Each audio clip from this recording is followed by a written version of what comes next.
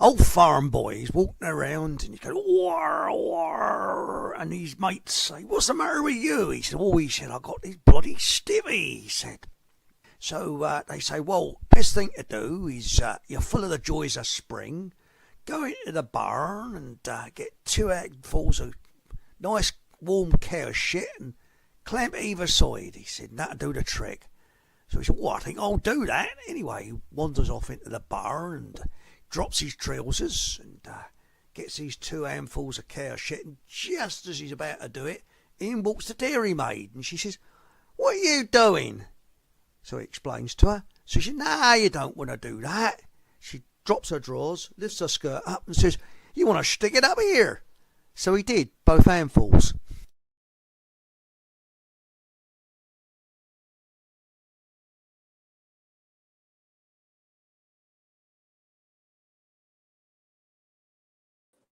Oh, that's it. I got it off the screen there. Had a bit of trouble. I ran out of time. I was going to do Ted's joke about the equipment shop, but I'd run out of time, so I couldn't do so. Sorry, Ted. You sent a lovely gagging, and I'll hopefully, all being well, I'll do it next week. So there we go. Anyway, tonight we've got Gardener the Chris, or Chris the Gardener. Good evening. Hello. And we welcome him back. We haven't seen him for some time. Hasn't been that long, has it? Has it? No, I don't know, but no. And the funny thing is that we were saying, what was the show about last week? And I can't remember. So if anybody knows what we did last week, please say. Now who is the first one in on chat this evening? And the first one in was at 7:48. That's Keen. Is Stephen Truthseeker. So Stephen, you can have a free 2-finger salute of any politician or celebrity of your choice.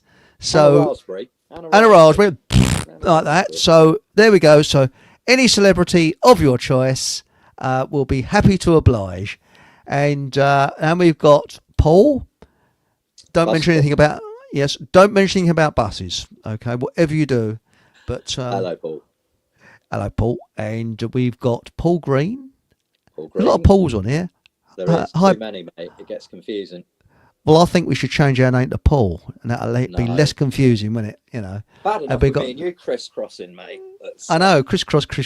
Yeah. I hope all are well. Looking forward to the show. Yes, are we. Thank you very much. We got Mylene. Hello, Mylene. And we've got That's Life, but Not As We Know It. Hello, William. Do you want to do that? You don't want to do that, Harry Enfield.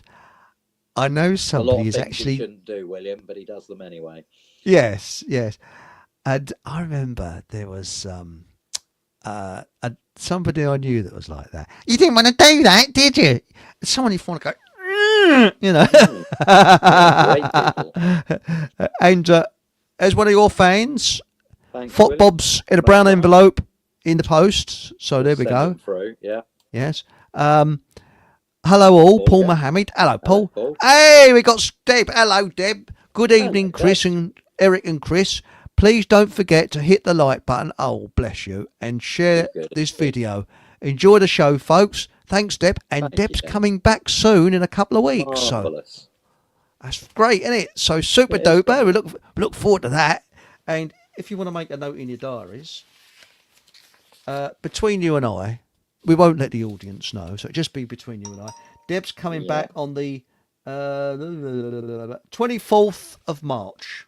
There you go. So 24th of March. And next Sunday, we've got Down on the Farm with the Bowler Hat Farmer is coming on.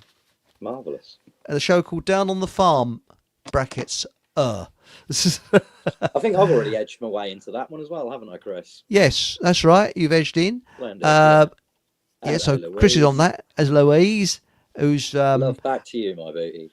That's right. You're our 2 ambassadors, Fockham ambassadors for Norfolk, aren't you? So we go. Certainly are. West Norfolk, yes. Chris. Norfolk is it's not West Norfolk. Same. It's all different all over. People think it's all, well, people mistakenly think it's flat, and it isn't flat. It's only the very southwest side of Norfolk that's fenland. My village is right on the edge of the fens. Half my village is fenland, half my village isn't. So we're right on the edge of the fens, and Norfolk's, it's not flat. It's got lovely rolling hills, and especially if you go up towards Cromer, mate, the topography up there, it's an old glacial deposit. They call it Cromer Ridge, and it gets quite hilly up round by Cromer and that. And then you go further towards the east, and you get to the Broads, and that is quite flat and fenland looking again, you know. So yeah, a lot of misconceptions about Norfolk, Chris. If you want flat, go to Lincolnshire. Now that Absolutely, is mate. flat. Lincolnshire, yeah. But again, and that does my head in. I don't like flat. I can't do flat. Yeah, but again, you see, this is probably a disservice to Lincolnshire, because I'm sure that not all of Lincolnshire is fens. I'm sure if you go up further to the sort of like northwest parts of Lincolnshire, you'll probably find some rolling hills and things. So, but you're right, Lincolnshire is a bit shy. It is a bit, yes. And then we've got here, definitely shitty knickers, Starmer, 2 fingers up to it. Yes. So with great pleasure, it'll be To Keir Starmer. Curtis Starmer. And as we're broadcasting on Radio Windmiller, which is in Wisconsin, and also Radio Soapbox, we'll do an American one. Sorry, Radio Soapbox is English, but Radio Windmiller is out in America. So to Keir Starmer. Excellent. And is there any truth in the rumour that Trump has actually offered to come over and have a word with the FOCOM ambassadors in Norfolk at all? We had Zelensky in Sandringham. Oh, yes. Yes, he was going to see you, wasn't he? And he made a mistake and saw Charles. Apparently, Chris, my mic is a bit quiet. So right, okay, hang on. Don't worry. I'll do some adjustments here. I'm going to try to move it a bit closer. Hang on. It's an iPad, I'm afraid, chaps. Right. I'm going to try and... I'm going to adjust your mic now. Yeah. Right. Is that better? Somebody message in if that is better, please. Yeah. I'll put it not to the top, but near the top. So I think that might help. I've still got the echo cancellation on.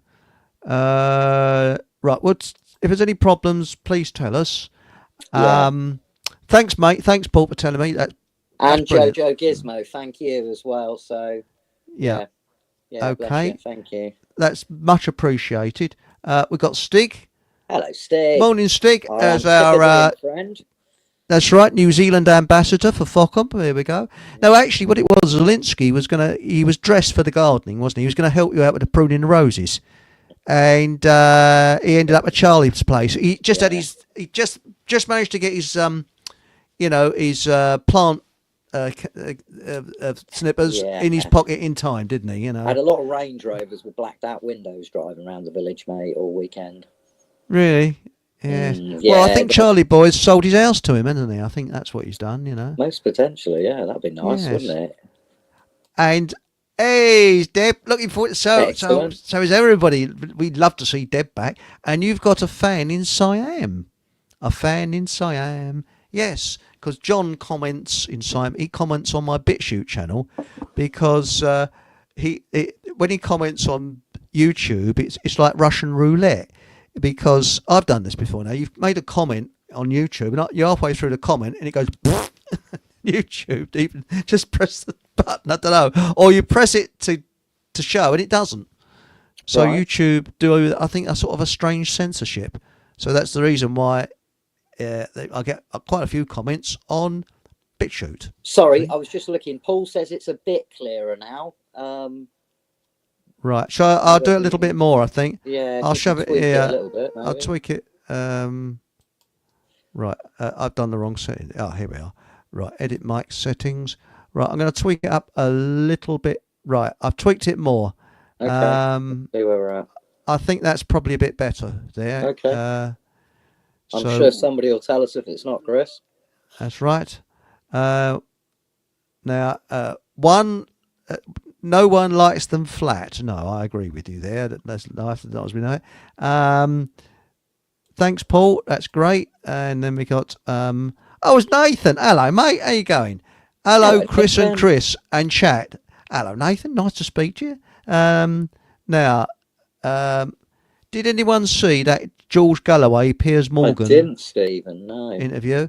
I did a little bit, Any good? and yes, it was. I think they're two lovers, aren't they? I think they're no, But mate, actually. they're two parts of the problem of people like Galloway and Morgan. I mean, I know Yeah, Galloway has historically spoken out against the certain state in the Middle East that we all like to not like because of the yeah. horrible things that they do to the people that are indigenous there. But anyway, yeah, I believe that he does that for himself, mate. I don't think that's potentially really. I think he sees that as a niche, maybe. I think Yeah. he's self-serving, He's a good Mr. actor. Galloway. He's a very good actor. Yeah, and Mr. Morgan, the same. Again, absolutely terribly aggressive when he interviews people, doesn't let them speak. Some people love all that. Yeah, so Shock jock. I didn't see it. It's something that maybe, I mean, I used to occasionally listen to things that Galloway did when he was on Radio Sputnik and things like that.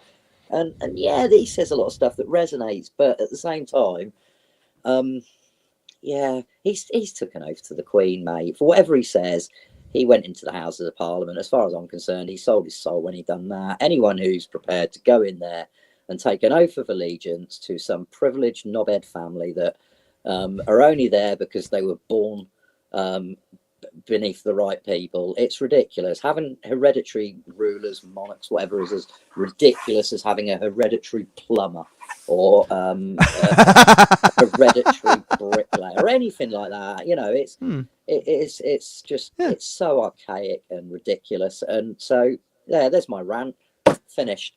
Good for But you, yeah, mate. that's my And problem with people like Galloway, mate. Is they've gone in and they've put themselves in a position where, as far as I'm concerned, they sold their soul. So well, they've joined the mafia, haven't they? Because to me, government is mafia. yeah, so you know, Yeah. And Louise Wilcox says, yeah, two actors in Sandringham and both a pair of money-grabbing yeah. parasites. Spot on, Louise.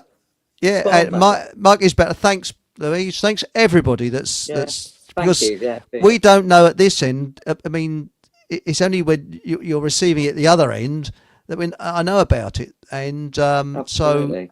yeah, Anyway, but you were saying about something about John, weren't you, in Siam before you tangented off somewhere, or did you? yes. Well, no, all I was saying is John in Siam.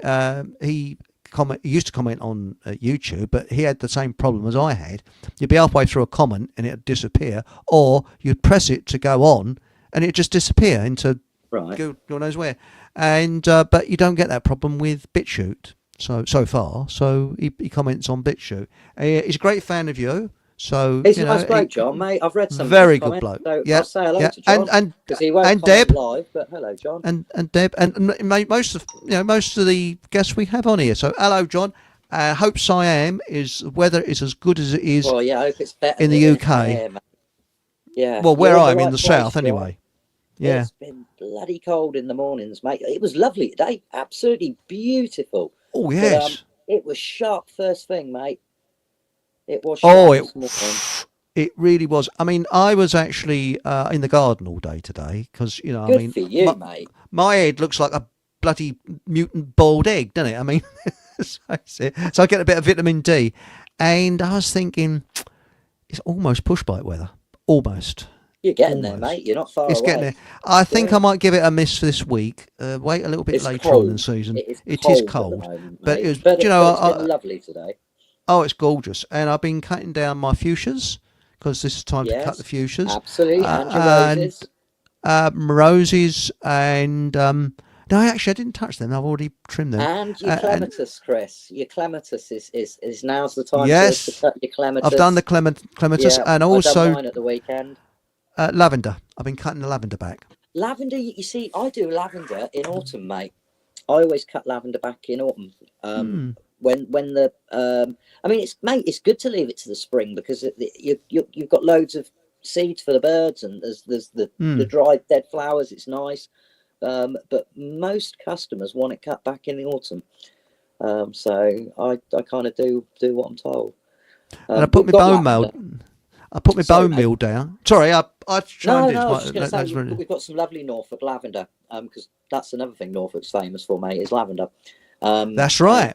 Yeah, it is. The lavender farm, the main one, the biggest one in Norfolk, is literally 5 miles up the road from me and 3 miles down the road Oh, for Louise. So, yeah, they do lovely little cream teas and things in the cafe there as well, mate. But um, yeah, we've got Norfolk lavender all down between my house and the neighbour's house. We've got like a path each going down to a yeah. gate, and then we've got a little walled front garden each. And there used to be a fence down the middle, but the previous neighbours, it was falling apart, and they said to us, "Should we get rid of it? What do you want to do?" And we decided between us that we wouldn't have a fence, and we'd just plant lavender in between where the fence was, which is really nice, mate. So Oh, it's yeah, beautiful. But it is lavender, nice. now, I haven't done it myself, but apparently you can actually put it in your food. You can eat it. It's edible. Right. I'm a bit sort of iffy Loads about of it, even Chris, though you loads of can. things that I didn't know. I mean, mate, every day's a school day. We live and Yeah. learn every day. I didn't realise you could eat marigolds until probably about a year ago when I come on a show with Mark Yeah. and we were talking about it, and it was like, wow. So yeah, you live and learn, don't you, mate? Every But day's a did you school day. know in the Netherlands, every year, a certain number of people die because they muddle up onions with tulip bulbs Philip's right. Okay, I because love they the look very Netherlands, similar. mate. Yeah, I've been going to the Netherlands since I was 16, mate. The I Nederland, love that country. Nederlands. They are It's fantastic people, the Dutch, mate. They love the English, absolutely love the English. God oh, I knows why, do. but they do. I don't know. Yeah, Uh, yeah, uh, they're classic. They're funny. They're hospitable. They're kind. You don't need to learn any Dutch. Everybody speaks fluent English, mate. Yeah, it's just a great country, or well, it was. that's right. We dropped food to them during World War Two, and Absolutely that, that's mate, and that's probably why that they is learn probably it. one of the reasons And we because liberated them at the end of the war as well, didn't we? I mean, we never actually conquered all of Holland, did we? The Germans held on to no. a lot of it right until the Well, end of the war. But flooded the dikes, but the did thing they is, flooded all yeah, the? Yeah, they did all kinds of horrible things to the Dutch. but And they're really agreeable people, mate. They are lovely. but I think that So most people. I mean, I've been looking at films of people in Russia and all different countries as a Brit that lives in Russia. And I didn't. My image of Russia was like the Soviet Union and people gulags, queuing yeah, for bread and all that. Oh no, supermarkets more advanced than what we've got. yeah, Housing, everybody in a detached house like Hollywood, yeah. and But you mate, can I'm buy a sure house. there's. Yeah, But then on the flip side, Chris, there is another side to Russia as well. Just like there is, every country's got its good and bad, you're mate. frozen up your ass for no, for 7 months of the year. That's one of the That's another. downsides. Yeah, Canada has never appealed to me for the same No, reason, mate. Is that they I seem to like have like hot. basically. Yeah, I I mean don't like Spain was. cold. No, I don't, mate. I nearly moved to Spain 20 years ago. Hmm. I enrolled in college, done a year's Spanish course and everything. I had a job out there to go to, and I didn't for whatever reason. But yeah, I like warmer countries as opposed to Oh, I colder do. ones.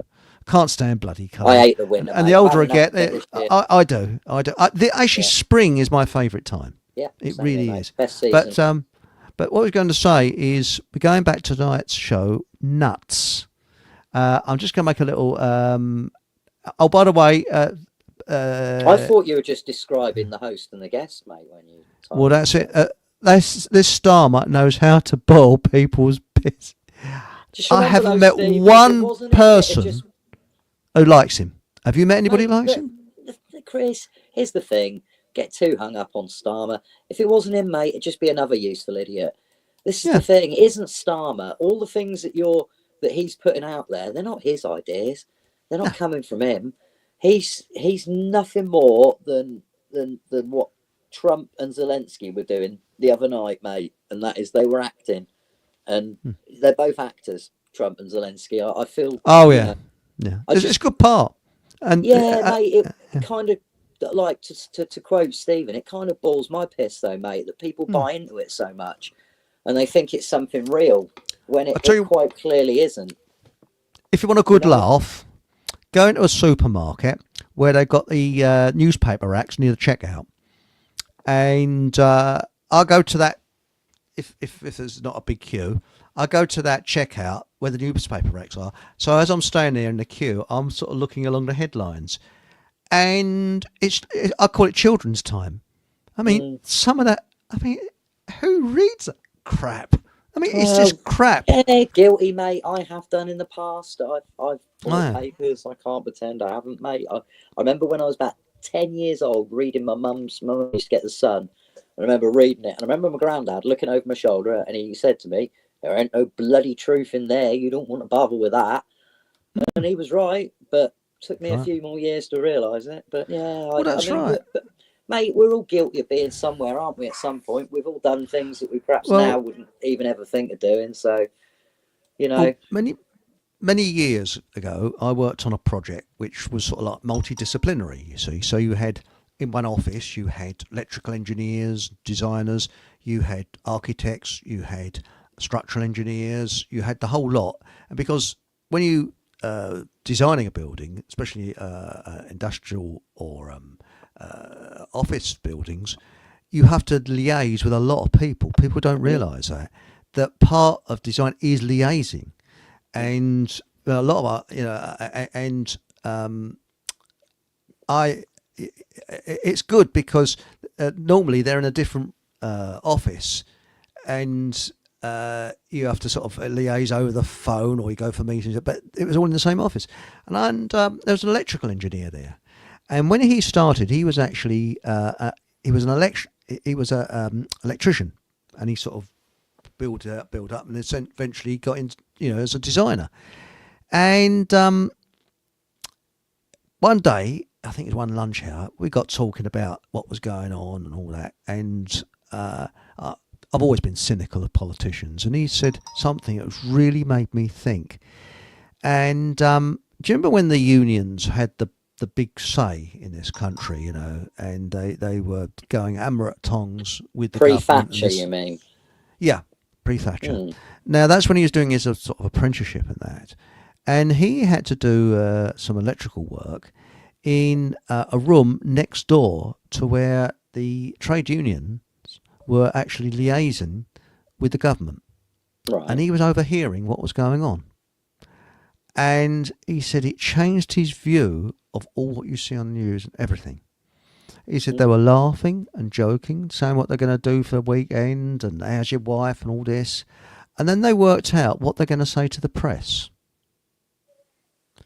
and how they're going to do it and this, that, and the other. And he said that night on the news, it was, well, it's gridlock, it's deadlock with with the talks with the government, and they were each other's throats. Mm. So it seemed, but But it's not where there unreasonable was to, meeting, there was all matey of matey, course, and they was working it out. They it's not they'd had a unreasonable to deal believe before they that though. started. Yeah, because that's Hmm. how it is. You wouldn't Hmm. have got to the top echelons of the of the TUC or any other trade union unless you were playing the game because they just as infiltrated as anything else, mate. Hmm. They ceased to be significant years ago, long before they were got rid of, and I'm sure people would agree with me. But Hmm. they've been infiltrated the same as anything else. This is the problem, Yeah. mate. Anything that you do within their system that you set up is going to get infiltrated at some point, and you'll either sell out or they'll whack you or Hmm. shut you up. That's how it works. Well, You won't beat them by playing the game in within their boundaries, that's mate. right. It is pure and simple, in my opinion. Um, Civil disobedience is what will stop this, mate. People starting to say no to things. That's the only I thing agree. that doesn't. You don't need any protests or violence. You just need to stop engaging in as much of it as you can. And if all of us did our little bit and did as much as we can to not engage, Oh yeah. like going out to vote. I'm sorry, in my opinion, you're playing the game. Doesn't matter who you Hmm. vote for. Doesn't matter if they're a great bloke and they're an independent and all that. You're still playing the game. If they had an election and nobody turned up, they'd be stumped. They wouldn't know what to do. No, they And rig it. I think well, it's rigged now. maybe. But again, the thing is, mate, the more they falsify things, the more they diddle things, the more they lie to people, the more they show their hand, the more people see what's going on. We've seen a bit of that, haven't we, in the last 5 years? Hmm. Not enough, in my opinion, but we've seen a Well, bit of it. a little bit, but apparently there's now. I can't remember the date. It's either in March or April. I've seen posters on the internet. So if anybody knows anything about this, please tell me. Saying that they're going to, en masse, not pay council tax. Right. en masse. Be great, wouldn't Now, it? so I don't know. I've forgotten where it was. Might have been on Ask About Facebook or somewhere like that. And I wish I'd have made a note of it, but I was busy at the time. I sort of phone rang, and I lost it. Mm. But the thing that gets me, I mean, last time I ever voted was when my father was alive, and I wheeled him in there when he was in his wheelchair. And I'm going back 20 years, maybe. Hang on, 20 years. Yeah, it would have been about that, about 20 years ago. And I'll never forget, we walked into the polling place and there's no one in there. And there's a woman outside who takes, says from, I think she was a Conservative or something, so they take your polling number. And she was half asleep. Huh? And we was the first two that had been along, I think. And they were sort of, huh? Well, it was so, when we walked in there, there's the civil servants sitting there having a laugh and a joke, and it was sort of, oh, there's someone who come in to vote. And from that, but I thought myself, because I wouldn't have voted anyway, but my dad, I want to get dad there to vote. Mate, I voted thought, in the that's EU funny. referendum thing, but I never did. thought for 1 minute that I did. that the Leave would get the higher votes. And then when we did, I never thought for 1 minute that we'd meaningfully leave, and we didn't. Hang on, that was the last. Sorry, it wasn't 20 years ago. It was you reminded me. Yeah, it was more recent. I voted in that as well. Yeah. I also then went to, when we had the European elections after the referendum vote, I went to spoil my ballot paper, and I wrote across the ballot paper, I'm confused as to why I'm being asked to vote in an election for an institution that I voted to leave 2 years ago. And then I wrote something about all politicians not being very nice towards little children on there as well. And that was my what I did. So I didn't actually vote. I just went and corrupted my paper. Well, I don't now. I don't. I'm completely out of it. I mean, the last time I saw it, you don't even get a hairy ass politician knock on your door anymore. No, but if I see one, I have one question. Just one. Well, yeah, question I know only. what this is going to be as well. What are you prepared to do to abolish usury? You will. Chris, you've got people stacking up in the comments that you haven't said. Right. So we'll say, I can report from New Zealand, clear as a bell. So we're bouncing off the Statue of Liberty, bouncing over Australia and bouncing back to New Zealand. Absolutely brilliant. Thank you very much. What do Muslims sing during Ramadan? Oh, we've got to be careful on this one. Gimme, gimme, gimme, nabit. Give me a nine after midnight. Oh yes, I think that's okay. Yes, that's okay. We were not going to have a, what is it they have against you? A something or other, isn't it? I think Muslims will have a laugh at that one. What was? Yeah, give me a nine. I think it depends on the Muslim. Well said, Chris. Here we go. Now, at least. Now, Rick Galloway, I do like his cough mixture. It was very good cough mixture, wasn't it? Right. At least Galloway is speaking out about the horrors of Palestine, even if he is out for himself. Kind of with you, Mylene, but at the same time, like I say, I think it's just self-serving, and I don't know. Maybe I'm wrong. Maybe maybe he's a really top bloke, and but yeah, it's not really. By the way, has anybody seen the lineup of planets? Because I went outside. Got frozen up my arse looking up in the sky and thought, sod that, and came back in again. I haven't seen them. Or might have saw them and didn't even know what it was. Spend enough time out in the cold in the daytime, mate. Yeah. So, thought, sod that. It's still brass monkeys at night. Yes, that's right. Yes. And Louis Wilcox says, I was in the garden all weekend. Nice. Veg beds dug, all bar one. Onions are in. Nice. Potatoes next. 3 beautiful but chilly days. You're right, Louise. Yes. Yeah. What's going in this Thursday is you see I've got some what I call reptile heaters. I haven't got any reptiles, and they're brilliant. They are. You get them for about £3 or £4 off eBay. They're only 7 watts, and I put my jars of sauerkraut on there.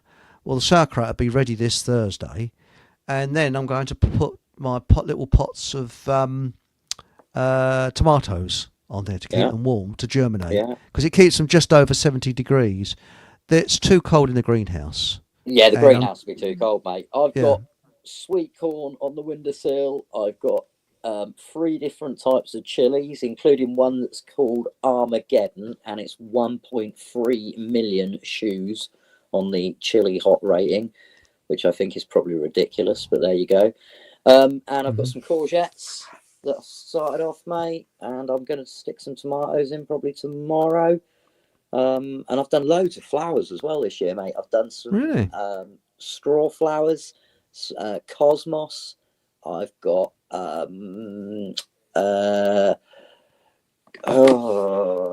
coreopsis. Coreopsis.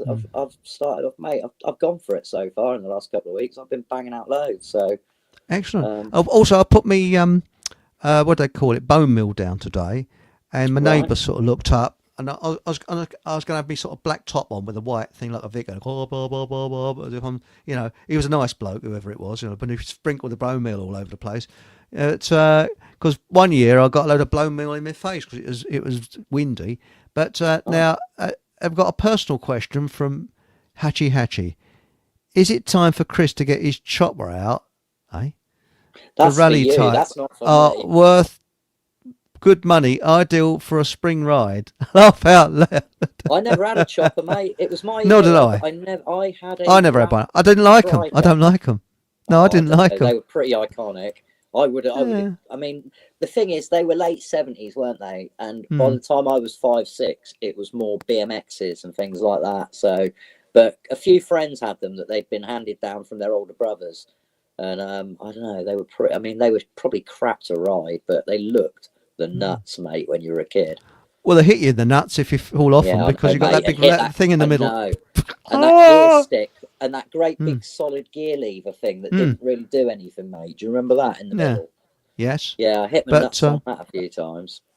But when I was a kid, I wasn't like, you know, my parents thought it was too dangerous to have a push bike. My granddad, for years, was like, get that boy a push bike. No, no, no, it's too dangerous. And that's why now I'm an adult, I've got Yeah, I'm I can't obsessed with imagine it, push mate. bikes. We used to bike when I was Hmm. 7, 8 years old. We used to bike all the way through the Wootton Marshes down to the point and right out to the sea where the wash was. Hmm. And we'd be out there all day, mate. And we'd Hmm. come home like when it got dark, and we'd be out on our bikes for like a whole day at a time, mate. It was, and just exploring the local area. It was awesome, Oh, it absolutely is. awesome, It is mate. I like the freedom also, and but I've always liked drop handlebars on a bike. I don't like the straight Right. head. I like to sort of get down, Uh, but I think that I'm tempted to go by bike, and it's surprising how your fitness drops off. Because I went oh, out a couple of weeks ago, and I sort of got normally I sort of do about 6 or 7 miles. Did about 4 miles, and yeah. I was, Mate, it's whereas the I'd same do with it the without, you gardening. know, I yeah. have 2 weeks off at Christmas, mate. It takes me 2 weeks to get back into it Mm. in January. It Oh always yeah, does, mate. yeah, It yeah. floors me just having a couple of weeks off, and then I go back into it, and Jesus, I ache after the first day back. Oh yeah, And, but no, I want to get back on the bike as soon as possible. It's a bit too cold. I am a fair weather cyclist, I have to admit. mm. People say, "Yeah, bloody sissy," you know, Well, mate, it get wouldn't out be there, good in the boy. mornings, would it, at the moment? Because it'd be a bit icy, and Well, I live you on top don't of it. want That's right. to. So I didn't mean to chime in, but No, I you're live on right. top of a hill, so you don't cycle for the first 10 minutes because you're just going downhill all the time. Well, You that's great soon coming notice it over. when you go back. Oh bloody Yeah, I was hell! going to say I'd want it the other Uh, way round, mate. I think I'd want the uphill bit going out and the downhill coming home. Now, Hatchie, Louise Wilcott says, Hatchie Hatchie, hope all is well with you and your buds. Oh, that's Yeah, nice. give Buds a tickle Nice. from me, Hatchie. Yes, buds. Ms. Matilda. Hello, There we go. Matilda. Hello, It's a very Matilda. nice vista you've got on your picture there. Yes, it's a nice name. Matilda. That was the name of a Second World War tank, wasn't it? A It Matilda. was, yeah, certainly Yes. was. Used by the Eighth And Army in North Africa, and and in mostly got France. mostly got blown to smithereens. Yes, they They were weren't not very commonly good known tanks, as. were they? No. It was a Ford car engine that powered them, wasn't it? Right, great. Right, and there we go. Now try our summers. You will soon change your mind. I've been to What in? Australia in the summer, Stig, so I know a little bit about it. I was in Queensland, mate, and that Hmm. gets pretty hot, especially when you go inland. We went to Nimbin one day, Stig, and we drove through the bush to get there. And I think it was like something in the 40s. And I'd managed to cultivate a beautiful tan up until that point in Australia. And in one day, I undid all my hard work and I ended up with a scab from my forehead that just went all the way down my nose. So yeah, you do get it Bloody quite hot. extreme over there, Stig. Yes, and I'll tell you something I'm hoping to take up soon, playing a didgeridoo. Because it's funny, Good because we luck with used to have that. these drawing tubes in the days before CAD and, computer aided design in the Stone Age. And we had a lot of Australians came over that worked in I offices know over it. here. And every one of them, without would be able to play these drawing tubes. But did you know that a didgeridoo was actually a healing stick? It was actually used for Doesn't healing. surprise me. I didn't, but Yeah, that doesn't surprise me, mate. because it's They're very same as a wise cat. people, those native Hmm. Australians, the Oh Aborigines. yes. The- Very wise, mate. when a cat purrs, it gives off a kind of a sound, which is a healing Yeah, sound.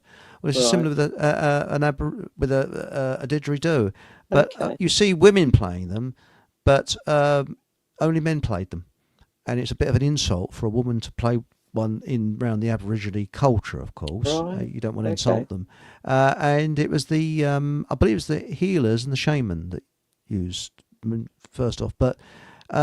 Well, I mean, it's I'm not going to vibration, buy isn't it. it? It's Well, sound is vibration, isn't it? And we know that mm, vibration can do some wonderful things. I mean, potentially lifting 2,200 ton whatever rocks and things like that mm, with sound and vibration. So yeah, vibration. I'm sure oh, if we were ever told the truth, mate, that oh, well, that's Tesla right. said, didn't he? If you want to understand the world, think of it in terms of what was it? Frequency, Frequency and vibration, vibration. energy, or Mm. something. I can't remember, but yeah, definitely frequency and vibration. And So yeah, no expense spared. My didgeridoo is getting one prepared specially for me from a place called Wix. I don't It's want to called know about your didgeridoo, mate. Let's move on, shall we? lump a downpipe from a guttering. Apparently, it works just as well. I'll take your word for So I've been that, mate. told. Right, he's not the organ grinder. He's one of the monkeys. I I think you're guess talking we're about talking about Dharma, Zelensky, Zelensky, any one of Obama, them, all of any them. one of the above, Yeah, all of the above. they're not the organ grinder. Yeah, that's No, right. of course they're And not. They wouldn't. if They they, wouldn't be. The people that are really in charge are they're well hidden. I'm pretty sure we oh probably yeah, don't even know any of their names. The people that are oh really that's right. in charge. Yeah, They're probably and not even human. if they step out or go off script at any time, what will happen to them is what happened to Nixon.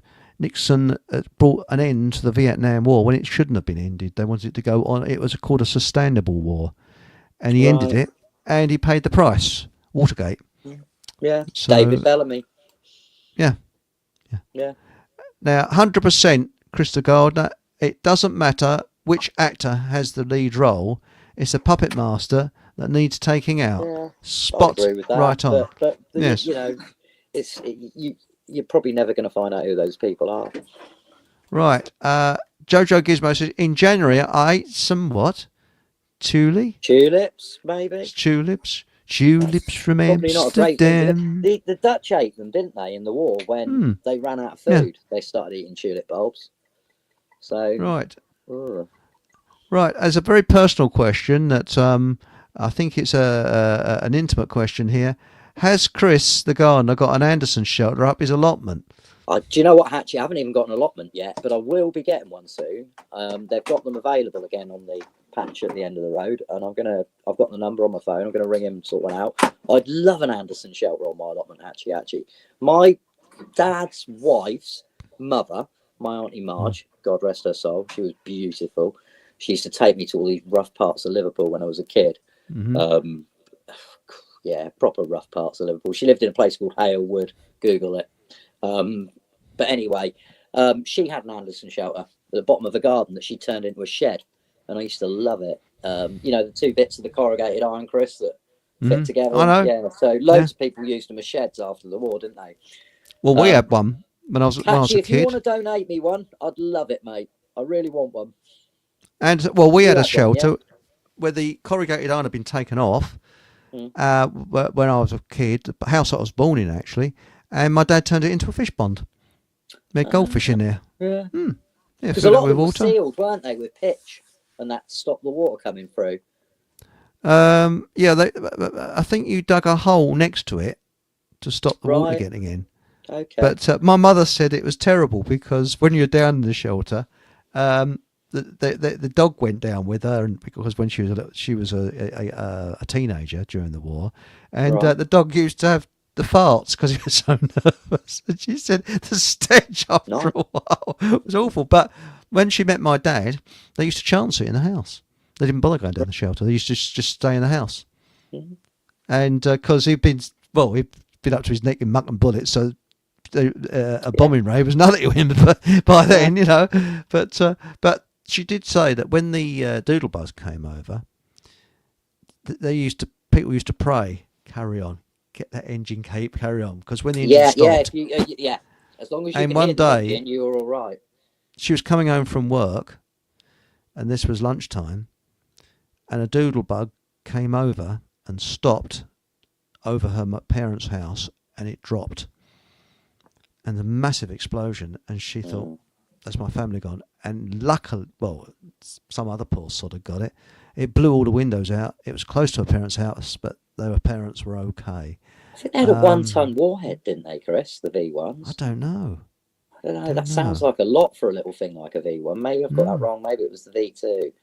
Well, the V2, all they heard was a great big noise and bang, and that was it. Boom. Yeah. And my mother was on the phone to my father because after D-Day he was brought back to Great Britain in a very bad way, and he was sent over to Northern Ireland for a couple of weeks. And there was a telephone booth there, and they were courting, and this was near the end of the war, and they was on the phone to each other, and a V2 came down near where my mother was, and she said, "Hey, there's a V2," and the phone just went straight off. Right. The sensors were listening in. Oh. Yeah. Right. So they Not were listening in. not the bomb blowing out the telephone cables. No, Then. no. And Oh, because right. they dialed back, they got back to each other, and yeah, it was people listening in.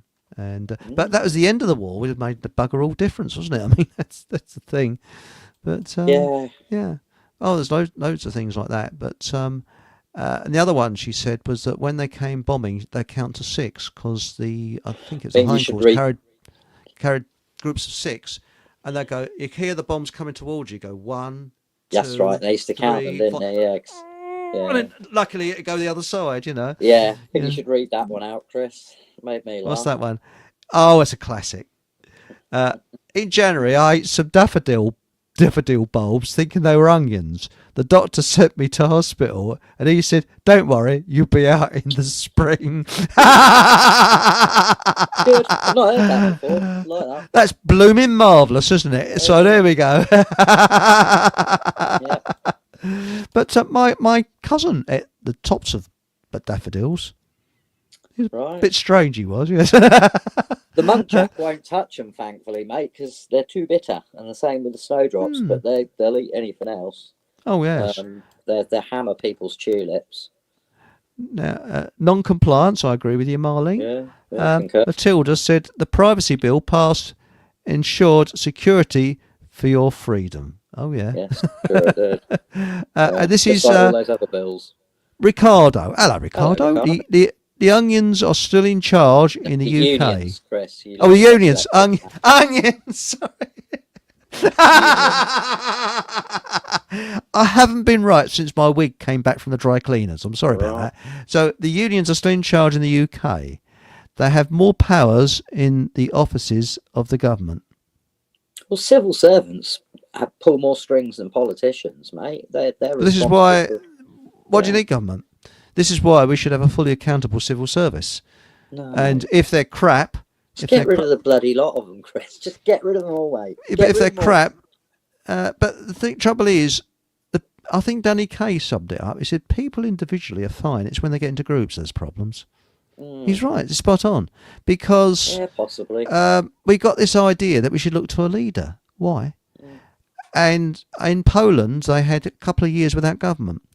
And a lot of Poles say that was the best 2 years of their life. Yeah, I'm sure it was. I think it's 2 or 3 years they had. Sure. And because people started doing things, businesses started opening, things started to work. I don't buy into it. I do not buy into the fact that we need a government. I'm sorry. No, I don't we buy don't. into it. We would need a period of transition if we were to get rid of government. I accept that. I don't think you could just turn everything off overnight and expect it to be okay, because it Oh wouldn't. no, But people have been too conditioned, haven't they? So. but we need a period of transition. But I honestly believe, mate, that the world would be a far, far better place without government. Oh yeah. Far better place. Folk are bloody nice wherever you go. I found Mainly, they're bloody nice, mainly nice.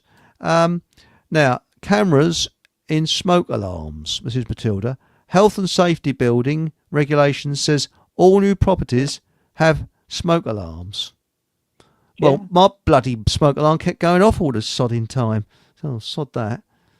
And I'm fed up. It's supposed to be one that's toast proof. Well, I don't eat bread. And you get in the kitchen, but you might be cooking something, didn't go off. 2 o'clock in the bleeding morning, the sodding thing went off, and it kept going off. Mate, At 2 o'clock in the morning. Off every time we cook a bit of steak, ours goes off every time. Because I don't use any oil or fat or anything when I cook steak, mate. Just goes in the pan, 30 seconds on each side to seal it, and then I cook it in its juice, mate, and that's it. So, but that always sets the smoke alarm off. And do you know what? Barclay, God bless him, he's got to the point where he's conditioned now that if the frying pan goes out, he starts whining because he hates any kind of high-pitched noise. So the smoke alarm freaks him out, so he gets anxious whenever the frying pan comes out.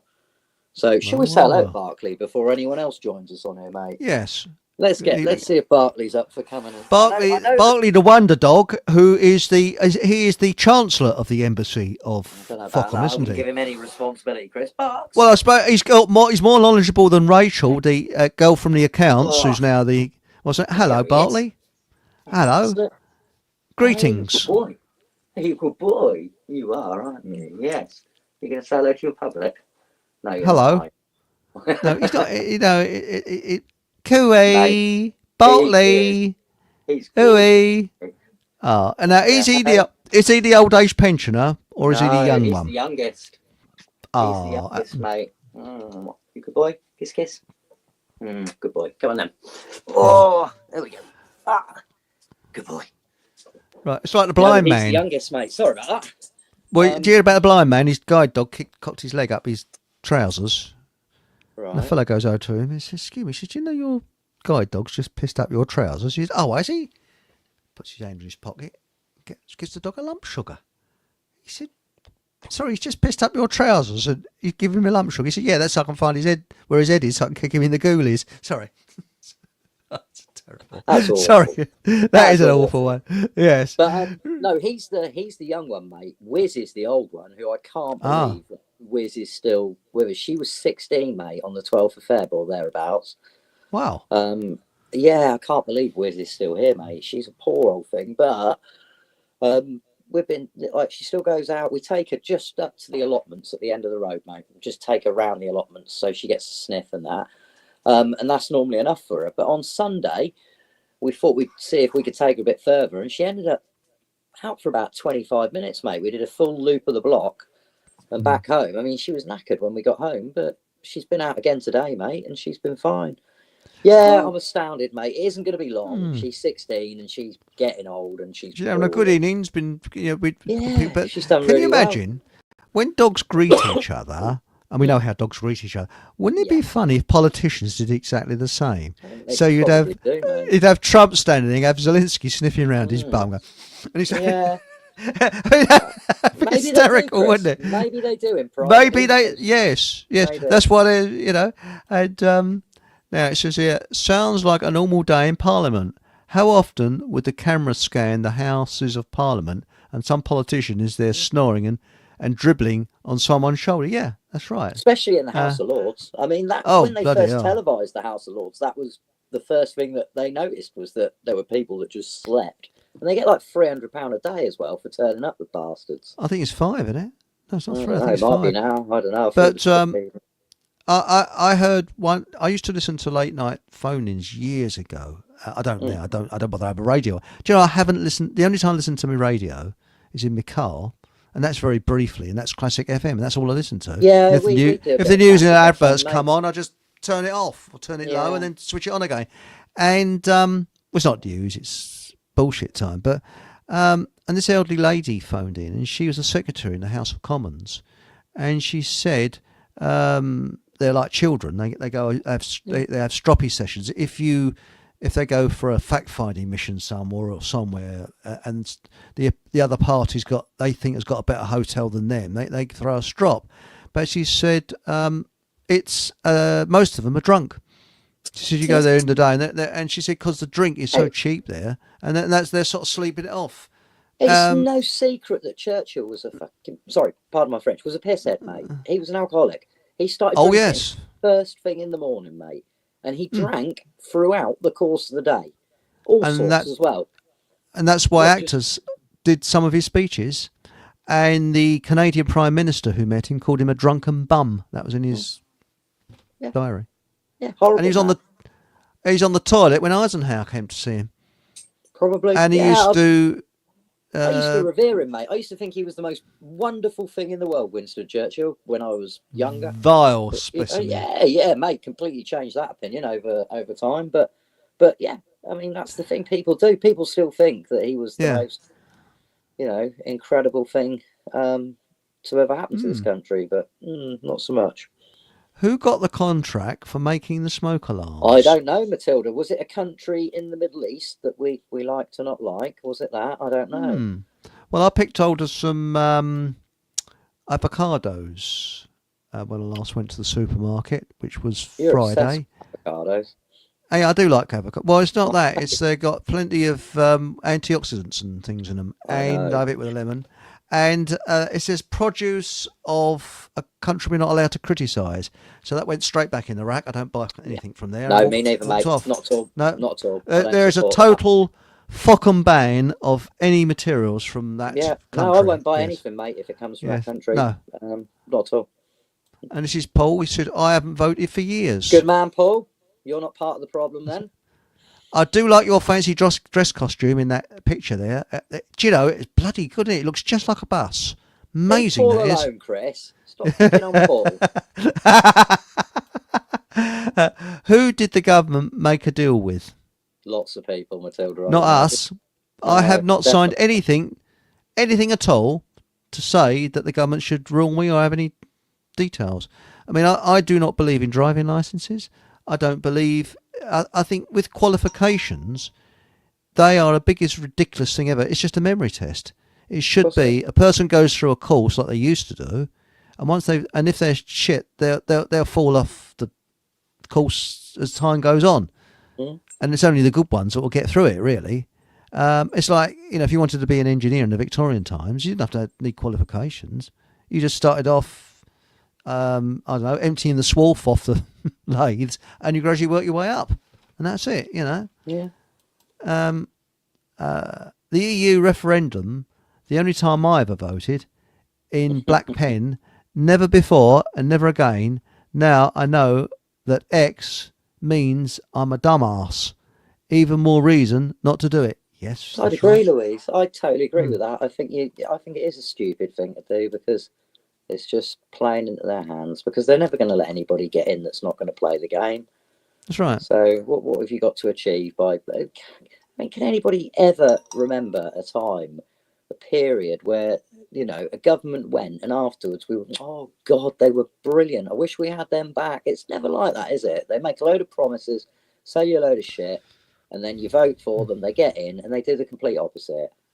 And, exactly, Stig. Totally with you, Stig. Don't vote, it just kind of encourages them. Yeah. I know I'm going to drive people mad, but the only governments that have worked have been the ones that abolished usury. Yeah, because and they don't last long because it goes. No, they don't. Yeah. And look what happened in Chile and Venezuela and places like that. And Germany in 1933. Yeah. They're about the longest that lasted, wasn't they? They lasted 12 years, I think it was. How long was Salvador Allende in for before he was kicked out by Pinochet? He was in for a little while, wasn't he? Until they got him out. Matilda, I haven't voted for years. Yeah, now, this is an interesting one. The Schumann resonance has gone crazy last few Now days, that, you apparently. see, I learnt about this, Chris, from one of my customers who's a beautiful lady who talks about angels and things like that. I love her. She's great. And she was telling me about the Schumann resonance. Now, let me try and What is explain it? this to people. What is It it? is, isn't it the Earth's natural heartbeat, Stephen? Or something like that. It's like the vibration from the earth, the Schumann resonance, Stephen. Somebody tell me I'm Hmm. wrong or right or whatever, but yeah, I'm pretty sure that that's what the Schumann resonance is, Chris. It's like the earth's natural heartbeat or Ah, something. I I think that's might what be the wrong. Aborigines tune into. There's Loads of something people because tune into it, I, yeah. I I saw a show once when I had a television years ago. That was in Australia because gliding is a big thing in Australia because it's the perfect conditions for gliders, and they Right. wanted to do this gliding. I can't remember what it was, competition or something, and the clouds were wrong. Oh, that was it. There was a special cloud that they wanted to fly through, and there's some Aborigines. And they weather forecast said no, it's not going to be right for the next week or so. And this Aborigine woman did this. People laughed. Was doing all these sort of strange Mm. weather things. Next day, the weather conditions were perfect. She, Well, didn't some Sikh absolutely people, unbelievable. yeah, That was mate, it. it in the 76. drought, That's 76, right. some Sikh people made it rain Hmm. in Leicester, didn't they? That's right. Yeah, You can change it, but of course you people laughed at her. But can. Of course they she knew how, and the American Yeah. Indians used to know how to, did rain dances and things like that. And I think that another show I saw was the Australian Army did a course with a reporter went with the Australian Army and another reporter went with the Aborigines. Right. And there was a moral behind this, and you see the Australian Army doing this course. At the end of the day, they were taking their boots off. They got bloody corns and saws and things like this. Meanwhile, the Aborigines were going in a completely weird direction. I said, "What the bloody hell?" And they knew exactly what they were doing. But the reporter that went with the Aborigines was eating very, very well in the desert. They knew how to survive. Yeah. And what they said in the end is, why go on a kill yourself going on a white man's whatever it was torture march when life is to be enjoyed? And they took this reporter to a beautiful what do they call it, oasis spring or something like that, that very few Billabong? people in Billabong, that's it, thanks, that it's off nobody knows about. It's an Aborigine Right. place. They took him there, and he said, I have to admit, he said, they've got a fantastic philosophy of life. A real good. And he saw the Australian Army all getting packed up, bloody great packs on their back. The Aborigines are playing around with their boomerangs. Yeah, And mate, that's all they're they were very doing. intuitive. They go going, They're pshing, connected. They're They go for connected walkabout, don't they? to mother. Yeah, they're connected to the earth and the Yeah. soil, Chris, and they're very intuitive. And they're Mm. like animals. They know when there's something bad coming, and they'll move to higher ground or wherever they need to That's be it. because their Yeah. intuition will tell them. They don't need anything Yeah. else because they have that connection, Chris. Because Mm. they take from the earth, but they don't take more than they need, and they give back and give thanks and blessings, and they're really connected to source, to nature, and that's why they're able to do so well because they have that connection. And Yeah. that's what Um, happens when you engage, mate. When you go for walks in mm. nature, and when you grow your own food, and when you do less material things, and you have more to do with the outdoors, mate. That's how you become like that. You're You, probably you more. You're much more in tune. You'll be much more in tune than I am someone who now, works in an mate. Now, office. now that I'm Yeah. a gardener, definitely. I mean, Mm. much more than what I was 4 years ago. There's no But doubt about that. do you ever see that film? Was it called The Rabbit Fence or the White, something like that? Oh, it's a true story. And what Right? they used to do in the 1930s, they used to separate Aborigine children from their parents. They did. They did some horrible things to the Aborigines, Terrible mate. things. Yeah. And but what people don't realise is that when they took prisoners over to Australia, a lot of those people had refused to have the cowpox, which was, Right. and they were shipped to Australia. Yeah. And People the were ones shipped that there is, for all kinds of things. that's right. And what happened is the ones that escaped the Aborigines took them in and looked after them Mm. and cared for them. And that's Yeah, I'm why there was a sure lot they of did. Aborigine children that were half white, Mixed race, yeah, yeah, mixed race. yeah. And Right, come but on, this, Chris, blast your way through some of yeah, these I was going to say comments, this mate. rabbit fence. What it was, Right, sorry. these children, I think there's three of them. It was so many thousand miles they walked back to their parents following this rabbit fence. Incredible story. Yeah, Thousands of through the desert and everything, but they knew because they're Aborigine children, they knew how to survive. yeah. And it was an Aborigine that was sent out to track them down. They had Aborigine Right. trackers tracking them down, yeah. So they're people going against themselves. Right. Matilda, they lied about Brexit. Yes, they did. I lied about We're, everything, Matilda. we're still in They the always EU. will. We're still Yeah, in the EU, they whether they lie like about it or everything. not. Yeah. Now, I suspect Keir Starmer likes looking at Uranus at the moment. Yes, there was a joke I was going to do tonight, and I won't mention it, with Keir Starmer and Jimmy Savile. I'll mention it off air, but I don't think it would go down well somehow. I'm not sure. It could go either way. You've got to be careful with gags. I'd As it's test your Jimmy audience Savile. first. Jimmy Savile, I keep away from things like that. But yes, Moving on. Matilda likes that one. Laugh at. They aren't planets; they are wandering stars. I was born under a I wouldn't know, wandering Steve. star. I really wouldn't know, mate. Clematis bone meal. What's on your mind? Fuchsias. Sorry. I've cut down, not the clematis. Sorry, I've done the clematis, but I haven't given the clematis bone meal. I've given the fuchsia's bone meal. Fuchsia's I think bone meal. yes. So there we go. So, but I can't actually get to the clematis because it's behind the lavender. And the story of the lavender is it's a very old variety. My granddad, he moved into his house in the early 20s.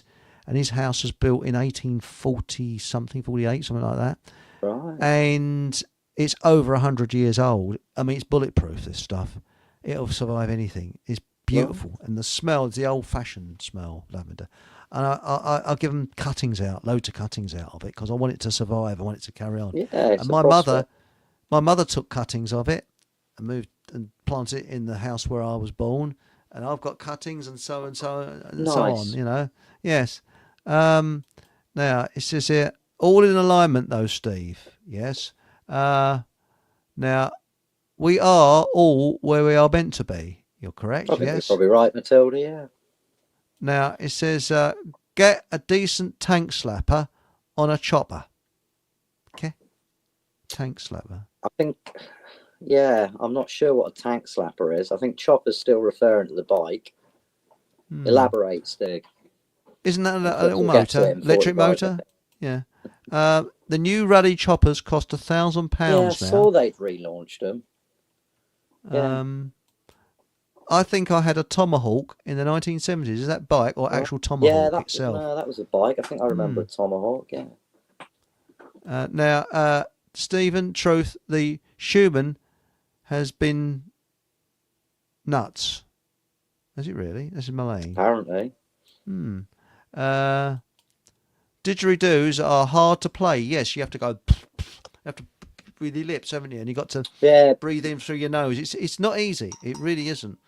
Never had a go practicing. On, no, as I say, you can do it on a drain pipe. So that's what I've been practicing on. I'm not sure YouTube is the place for playing with your didgeridoo. No, I might get banned and arrested. You never know. Like it. The Sunday, Matilda says, the Sunday carries like an elephant call to others in the area. They recognise it. Okay. Rothschild and Rockefeller puppets are also puppets of Pope Francis. Yeah, he's croaking it, isn't he? There's another tier above them, though, Paul. There's another tier above them, I think. But, has he croaked it or about to croak it? I don't know. Apparently, he's honest. It doesn't look good, does it? But again, there'll just be another child-loving person that they'll put in place of him. Right. You know? I'm sure daffodils contain cyanide.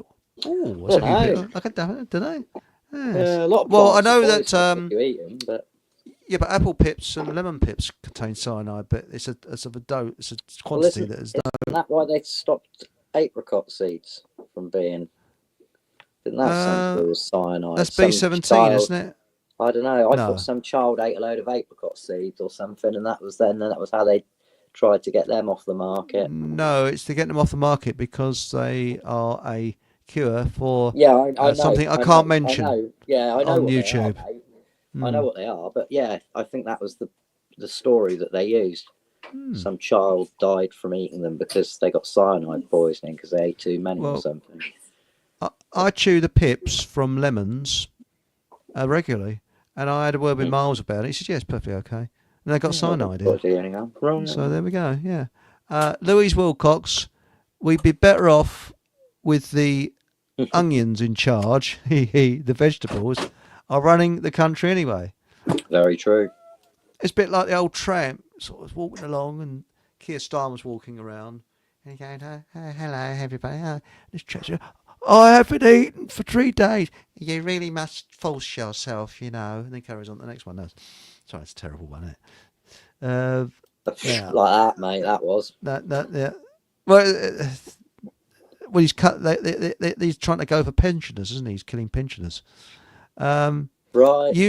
Stephen Truthkeeper says unions are Freemasons. Yes, that's Possibly, Stephen. interesting. Yeah, possibly. Who knows? All sorts Well, of they call each other skullduggery. brothers, don't they? They're brother, and there's a chapel, and it's very weird. Very, It very is weird. weird. It I've is. never been in anything to do with unions or anything like that, but very No, odd. I don't think I have, mate. Yes. Uh, and Matilda says tulips, No, turnips, the turnips. lot of them. Turnips, war, turnips, war. Um, this is Paul Mohammed.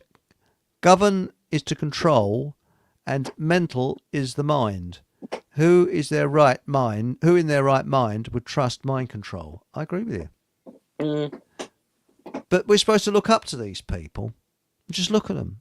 Look what a freak show it is. It is a freak show. mm. And I'll tell you some program that I find so cringingly awful. I mean, I haven't got a television, but when I did have one, occasionally it would come on. I want to turn it off immediately. That is Question Time. What a horrible program. Everybody's waiting for a clap. Mm. You know. I think we should shoot all cats. That's right. You know. Govern. Oh, sorry, I've already had that one. Well, George Galloway was seen on Big Brother being a cat. Yes. He was, wasn't he, Stephen, in that awful Yes. all-in-one suit thing that he was wearing as well. Yes. Yeah. Well, now we know where he keeps his fruit, don't we? Which is a funny place. That wasn't a nice thing to see, that wasn't. No, it actually put me off my sausages and my onions. Quite It creepy, really mate. did. Yeah. Politicians selected, not elected. Yeah, Spot probably. on, Marlene. Yeah. Yes. Now, Paul says the black ink when voting represents your dead entity, as the government is a corporation. Corp meaning corpse. Oh, that's interesting. So the vote is your straw man voting, not the living, breathing man or woman. Very interesting, Paul. Yes. But it's a bit like local councils. Local councils, they're registered with Dun & Bradstreet. They're private companies. And in reality, Right. they have about as much right to put a council tax bill through your door as a local supermarket has for putting a bill through your door. And someone asks them for a receipt because under the Trading Act of whenever it was, 1880 something. That one, yeah. A limited company or a public company, whatever company, has to, by law, give you a invoice of the goods and services that they provided to you personally, Right.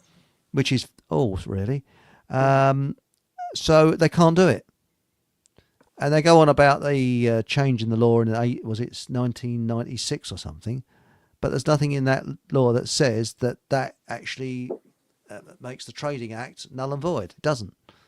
So what this person did, they said they're willing to pay by return of post once they get an invoice for the goods and services the local council have provided. and carried on all the time. And they did all the bully boy methods. The local council, we'll do this, we'll do that. Again, to me, council and government are mafia. There's no ifs and buts about it. They're all mafia. Yeah, pretty much agree with that. Matilda, the Earth providing positivity to combat the negativity. Is that a Schumann resonance comment again? Do you remember that? About 10 years ago, there was lots of noises going on around the Earth. Do you remember that? It was all reported. Yes, I do remember that. All these strange booms and things that were going on, mostly in the States, wasn't it? Yeah. And in nature Australia. at work. And, I do remember that, Chris. God, you got good memory, mate. Yeah, that was about what? Oh God, it was pre-nonsense. So it must be a good 10 years at least. It must have been. It was around the time of, because I used to follow a chap on YouTube that used to talk about UFO and phenomena like that, and I think it was a channel called Secure Team 10 or something like that. A chap called Tyler. But there was loads of drama around him, and I don't know. It's just something I kind of stopped watching. But I remember him talking about it. Yeah, it must have been 10 years ago, mate. Must have been. Yeah, I do remember that. That was odd. And was odd. And also sinkholes. Where are they gone? There were sinkholes. People looking at these sinkholes. Wasn't there? There was a massive one recently, mate, in the UK somewhere. Really? It's all over. Yeah, it's all over the news. I know. I know where. There's a lot of coal mining that went on underground somewhere where houses sometimes sort of part of the houses fall. Sinkholes, they're not really that much of a phenomenon, are they? I mean, it's when you're gardening. If you put new plants in, if you don't push the earth down, heel them in with your foot, and give it right in, you'll end up with pockets. And those pockets, if you get frost or anything, they'll freeze and they'll damage the roots of the plants. And there are times when you might push down a bit of soil and you might push one of those pockets in. So I don't think really sinkholes are that much of a kind of phenomena in terms of like, I'm sure they're pretty easy to explain most of the time, mate. Marlene said the Earth's electromagnetic field, the frequency of the Earth. Right. And Stephen Truthseeker says electromagnetic waves,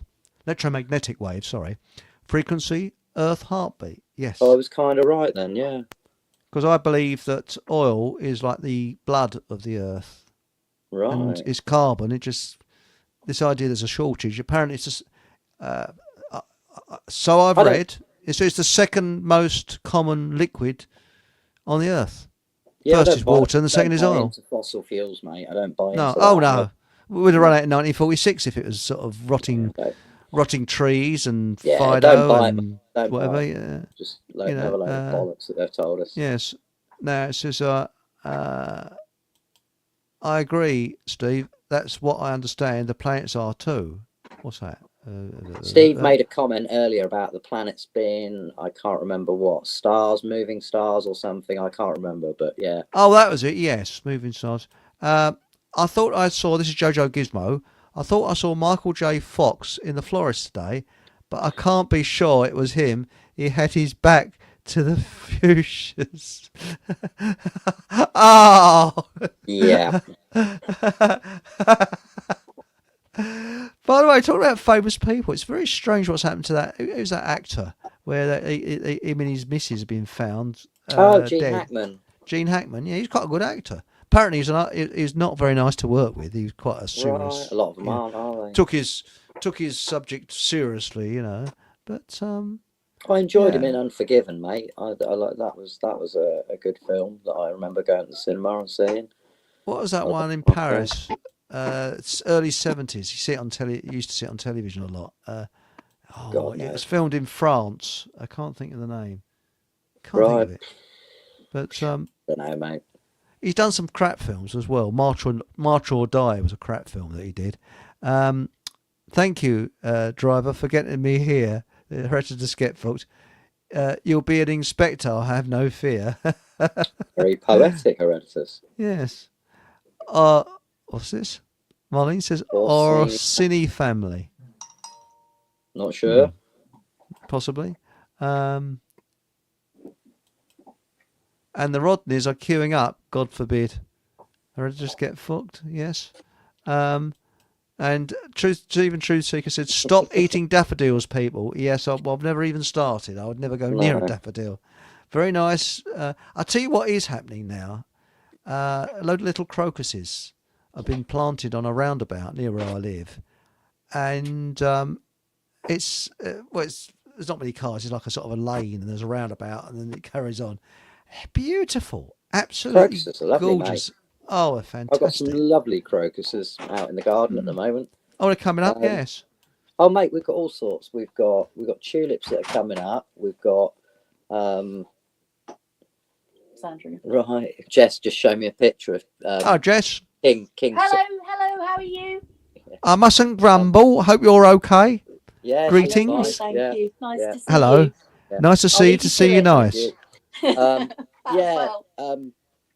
We got all sorts, mate. We got daffs, snowdrops, crocuses, scillas, hyacinths, all coming up, mate. So it's lovely. What they're bloody called now? Primroses. Yeah, you could, The slugs are eating them alive, so I've done your trick. I put straw around them, yeah, fair. Yeah. so they seem to be. But there's some that are just dying off, and I think it's a bit early for them to die off, isn't it? Yeah, they're not doing. Mine aren't doing particularly great, mate. I've got a few Hmm. polyanthus, primulas, primroses. I've got some of each, but they're not having a great. My begonias, mate, have gone really bad as well. A lot of begonias, they don't seem to have enjoyed this, but mate, a lot of stuff's all out of sync and out of whack, and Yeah, not because it was enjoying the really weather. warm today. I mean, it really was warm. I Lovely, didn't even mate. have me Today's didn't have my been silly woolly hat on. beautiful. Because when I'm Oh, outside, I've I have had- my silly mate, woolly hat on. I went out with 7 layers on this morning, but the beautiful thing about having 7 layers on is you can always take a few off.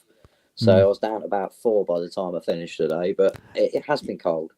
You're It like still me. is. You feel the cold. I really do feel the Oh, cold. mate, I've I've always felt have the cold done. ever since I slept rough, mate. I Hmm. don't like the cold. That's it. Nor do I. It puts a lot of anxiety into me if I get cold. But also that it stresses your body. It puts your body Yeah. into stress. Oh, mate, Because it's got to work so hard. Without meaning to sound like a dick, mate, I've gone to bed before or gone to go to sleep when I was slept rough, and I've not been sure that I was going to wake up and make it through the night. It's been that cold, mate. I've had frost on the end of my sleeping bag and stuff like that. It's horrible, mate. It ain't nice. But it's a damp cold in this country. A dry cold is a lot better. Like in Russia, it's a Right. dry cold. I've been to Austria and I've been up a mountain and been throwing snowballs at each other in the summer. Or as in June it was. I was in a t-shirt. And it's quite warm. And it's a dry... You put your hand in the snow and it's dry. It's not all damp. Because we're an island, that's the trouble. It's horrible, mate. It gets in your bones. That's the thing. Red ink, this is Louise Wilcox. I've heard this before. Red ink for the living, purple for sovereignty, royalty. So there we Do you are. know why French Connection. That was the one with Gene Hackman. there you go. Thanks, Louise. Yes, that is quite good in that. Yes. I haven't seen it, mate. No, I haven't seen much. Hello, Jess. Much love. That's nice. Oh, thanks, Louise. I've heard that weird low mechanical noise back in the 80s. The hum. It came from farmland where I suspect a secret base was. I can tell you about the hum. But I woke up one morning. Sorry, it was early, say one morning. It must have been about 3 o'clock in the morning. I could hear this. Now, if you'd have recorded it, it wouldn't have picked it up. And I thought, what is that bloody noise? So I went downstairs and looked. I thought it might be the fridge, because they sometimes make a humming noise. It's an old fridge. No. It's driving me up. Always low frequency. Opened the front door, and he was outside as well. And I noticed my neighbour in his gym jams doing exactly the same thing. It must have woken him up, looking around. So I went back to bed and just sort of tolerated it. Now, apparently, it was in local papers. This noise had come all the way down from Cambridge, had moved through Hertfordshire, through North London, and ended up in Canterbury. Bizarre, And mate. on its track, some weird things happened. And I used to write in a magazine, and a bloke said he was in South London, and there was like a bubble. People were standing at a bus stop, and they could hear this low frequency thing, and this bubble went along like this and carried on along the street and then drifted off. Now, a normal bubble would have popped by then, but it didn't. Yeah. And some people said the hum was due to them drilling an underground base from Cambridge to Canterbury. Possibly, mate. I mean, that's what a lot of people thought those noises were 10 years ago, some kind of underground drilling, didn't they, or excavation. Yeah. Never got to the bottom of it, though, did we? Never. Oh, no. And it No. stopped as soon as it started as well. But it's didn't in it? your head, wasn't it? It drove you up the bloody wall. Yeah, because there was a lot of people Yeah. talking about it. I remember, yeah. There's a gag here somewhere, but I don't get it. Morrissey loves daffs. No, it's not a gag, I don't think. Morrissey used to come on stage swinging a bunch of daffs around, didn't he, when he performed? When he was with the Smiths, mate. I don't think there's a gag there. Maybe I'm missing something. Now, Paul says Gene Hackman was a satanic ritual. He died 27 days after his birthday, and in gematria, ritual has a value of 27. Hackman died at 95. In gematria, satanic ritual equals 95. Interesting, Paul. I wouldn't call it... I'm not trying to be controversial, mate, but I wouldn't say that's not conclusive evidence to me that he died in a ritual. You could very well be right, my friend. I'm not saying you're not, but I'd need a little bit more than that, Paul. The French Connection, yes, that was it, yes. Yeah. And Gene Hackman was in a few good films. He was in a few crap ones as well, wasn't he? Yeah, he was good. And because he's Canadian, wasn't he? Yeah, I don't think he's American. Don't know, mate.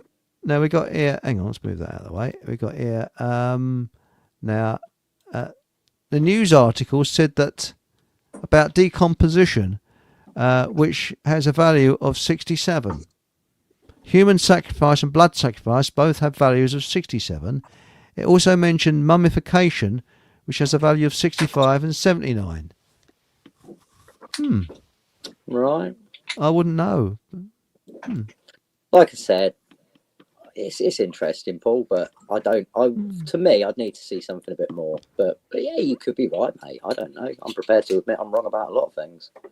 Ritual killing has a value of 65 and murder has a value of 79. Perhaps he knew too much. Who knows? Gene Hackman was good in The Firm. Yes, he was in that, wasn't he? Yeah. I've forgotten he was in that.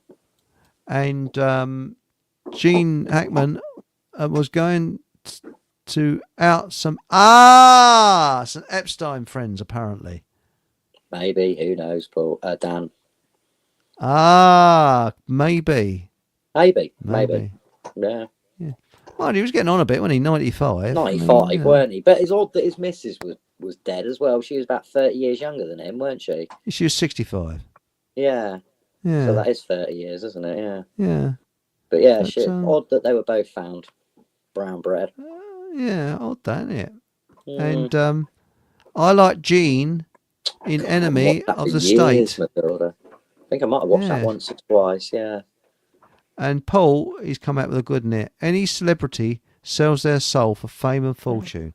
Yeah, they will. Look at Bob Dylan. He actually virtually admitted he said it in an interview. Made a deal with the big chief, and he said, "Who's that?" And he said, "In this world," or he said, "Oh, in a world that you can see, in a world that you can't see." And yeah, I mean, it's like that. I can't remember the guy's name, but he was a black chap back in the 50s. Couldn't play a guitar for shit or anything, or sing or anything, and he used to get mocked in all these musicals for his lack of ability. And then he apparently went away for a year or so or something. He'd come back and he was just a genius, and somebody asked him about it, and he said that he basically sold his soul in order to be able to play instruments and do music.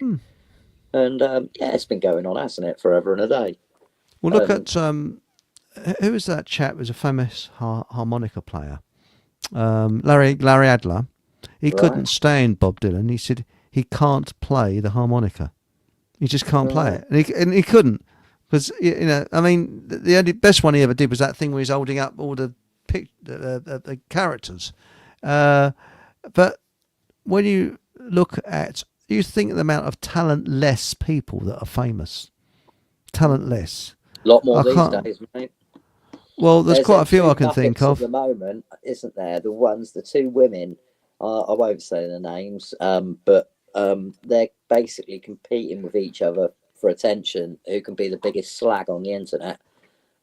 You've seen this. There's one who slept with 100 men in 24 hours. So the other one Really? had to beat her and did 1,000 men in 12 hours. Oh, and God. and now they're saying that they're going to do 1,000 men in the back door in 24 hours and stuff like this. It's repugnant, mate. They're absolutely disastrous human beings. I mean, if I was their parents, you'd be so proud, wouldn't you? Like, you really would not. Well, Yeah, the it's sluts, horrible, aren't they? mate. Yeah, mate. But it's this OnlyFans thing, isn't it? That's where a lot Yeah. of it. Yeah, mate. It's shocking, mate. And there'll be little girls watching videos about them on YouTube, thinking it's mega, and that oh, what a great. Yeah, it's dark, mate. And both of them, I think, their families are involved in their like marketing of these women and stuff like that. And yeah, I mean, they've Disgusting. both just recently tried to pretend that they're pregnant, and then it's come out as well, I think, in the last. I don't know why I know so much about this, mate. It's pretty shocking that it's consumed me that I know this much about it. But I'll be honest, I'm a little bit kind of, just kind of, I don't know, intrigued by them because they are just proper slags, mate. And that's basically their career choice, is that they're now professional slags. Yeah. You might disagree with me. Message me and tell me why I'm wrong. But that's the way I see it. I think it's shocking, mate. That I don't know anything about it until you told me. Yeah, so, mate, one of them's yeah. called, I think it's Lily Phillips and Bonnie Blue, they're called. And, mate, it is shocking. Well, I suppose it's a fulfilling hobby they've got, or occupation, or I don't know. But, yeah, mate, dark. Pretty dark. But it's well, phenomenal, mate. They're on talk shows in the US. They've both been over to the States, been on chat shows over there. They're getting loads of media. They're getting loads of bookings. I mean, one of them said she's making $1 million a month out of it at the moment. Yeah, great. well, the thing is, pornography is, the country we're not allowed to criticise, pumps it into Palestine 24/7. Massively. The guy who owns Pornhub is a rabbi. Yeah, that's right. Yeah, mate. Porn is the devil's work, mate. As somebody who's used pornography as well, I know that it's not healthy. Well, but I got my granddad's pornograph, and I don't know whether I should have sharpened the needle a lot. I couldn't see anything in it because all I got is an old bloke saying, "Hey, mate, when I was a kid, blue movies, they weren't anything like what they are now. You'd invariably, somebody would find one in a drawer in their parents' bedroom, and it would become public property as soon as it was introduced to the group. And you never kept hold of them, mate. If you did get one, you didn't keep hold of it for long. But they were very. I'll probably show them at Sunday schools now. Yeah, they were very tame, mate, compared to what is about now. I mean, when I was a kid, we had magazines like Mayfair and Club and Men Only and Fiesta, and they were just nudie pictures of women. They wouldn't even be like intimate in terms of like they wouldn't have their legs wide open. You just see a little bit of hair, and that was porn when I was a kid. But probably that wasn't helpful, mate. Even I'm prepared to admit that even looking at that probably wasn't healthy. I'll tell you a little story about this, because when I was at school, there was a time when the inspectors came round. Do you ever have that? With the inspectors. I think so. Came Yeah, round. before Ofsted. Before Ofsted. Well, yeah, that was it. And little bastards, what they did is, Brad, as you went up the stairs, because that school was quite a modern building. They had pictures, all these sort of crappy pictures. So what they did before the inspectors came round is got pictures from Mayfair and stuff. Nice. Yeah. Round inside the frames. Another one they did is with a screwdriver, undid the handle of the door and just stuck, and then got sawn off screw heads and put them there, and then stuck it back with chewing gum or something. So when they got the door out, it went bosh. Excellent. Love it, mate. Everybody was in on it, and I've never forgotten it. But you imagine these inspectors going up the stairs. There's all these nudie pictures on. We did it to our form tutor. We had a form tutor called Mr. Parkinson. We used to call him Shaggy because he looked like Shaggy off of Scooby Doo. Yeah. And he had done a lesson plan for the lesson that he was having in the afternoon on the blackboard. It was one of them old roller ones that used to roll up and round. And when he was having his lunch in the staff room, a few of us went in there and we got a Mayfair, and we rolled the lesson plan down and just sellotaped, pulled the Mayfair apart and just sellotaped it to his blackboard, and then just rolled it back up. Then we sat there in the tutorial, just like pissing ourselves because we knew what was going to happen when after we'd left. And the thing is, he was a smart man, Mr. Parkinson. It didn't take him long to figure out that he needed to speak to Christopher Harrison and Stephen Green. So we didn't get away with it scot-free, mate, as I recall. I'm sure there was some form of punishment. But my innocence gland was shattered when I was 16 and I went to Amsterdam with my best friend, just me and him, £500 in our pockets, mate, 16 years old, and our mums put us on the mail train at Peterborough, sent us down to Victoria coach station, and we had 10 days in Amsterdam. And I bought back some magazines, mate, from Amsterdam, and they weren't anything like the magazines that I had seen in the UK. And again, I didn't keep hold of them for long once they came back, mate. But I didn't get any of the real outlandish ones, you know, the ones with livestock and things like that. But they were there, mate, and I saw them. And yeah, that was the end of my innocence, I think, then, Chris. That was it. I was corrupted from that moment on. I think that what it is now, that I mean, we've got a country now that is depressed. There's no optimism at all, and that is part of what we were saying last night of ideological subversion, to have a depressed country and have people down. And what they're filling the gap with is porn and crap and these tarts that he was talking about and things like that. But when you look, I mean, I used to say, "Oh, I'm you know, I'm not a prude." Yeah, I am actually. I think that I used to say I'm not a prude. No, I am. I think I'm old-fashioned because old-fashioned. That's what I would call myself. You know, I mean, I think that my mother had a thing about skirts. You know, pull your skirt down. You know, as a woman, she'd say, and she was a bit iffy about mini skirts when my sister used to wear a mini skirt, and things like that. And I think that it's respect, it's self-respect. And you look now, I mean, for example, look at Zelensky, turns up to see Trump. Now, we know it's all an act, but why is he dressed as if he's just been composting laying the turf in his garden or pruning his roses? Mate. Or jogging One of the reporters asked him why he wasn't wearing a suit, didn't he? Yeah. Mate, again, it's all part of the theatre, isn't it? It's his costume. That's his costume. Yeah. That's why he's wearing a tracksuit, mate, because it's his costume. Just like Trump's costume is the blue suit with the white shirt and the red tie. That's Trump's costume. You know, they have costumes. They wear their costumes and they come on and they play their part and they act. And just going back to what you were saying a minute ago, what we were talking about regarding porn and stuff like that, mate, I think anything that they promote like that, I mean, like pornography has become normalised, no doubt about that. Children see porn as young as 7, 8 years old now. And that's what's it doing? Terrible, mate. Can't be good for them at all. Can't be good because it's not normal sexual relations that are being shown in this pornography. It's quite violent, a lot of it, and it definitely objectifies women, and it definitely will give younger people a warped idea of what making love is all about. And that's the point of it. Anything like that is to take you away from where you should really be. So all these things that they bring out, like for example, even something as seemingly as innocent as a Kindle machine, you know, something that you think, there's no harm in having it. Of course, there's a lot of harm in a Kindle. Books should be on paper. They should be read. They should be accessible. And you should, if you buy a book, you have a physical copy of it that's yours forever. Nobody can take it away from you unless they come in your house and steal it. But otherwise, it's yours. When you keep everything online, when you store everything digitally, then it can be erased easily and it can be taken away from you. And I think everything these days, mate, the food, the entertainment, social media, pornography, everything is just to take you further away from where you should really be. I agree with you. 100% agree with you. What you can do is try and disengage with as much of it as you can. It's difficult though. The phone goes ding. You want to see what it is, and then you get hooked. Mate, you're talking to a man at the moment who's in the process of trying to quit smoking.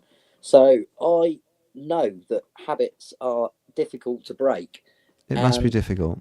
oh mate, but I'm not stupid, Chris. Is the thing because I've had addictions, other addictions, which I've managed to shake. I Mm. know that the way for me, what works for me is I don't. Never will I say I've stopped smoking. I'll never ever say that. I don't think.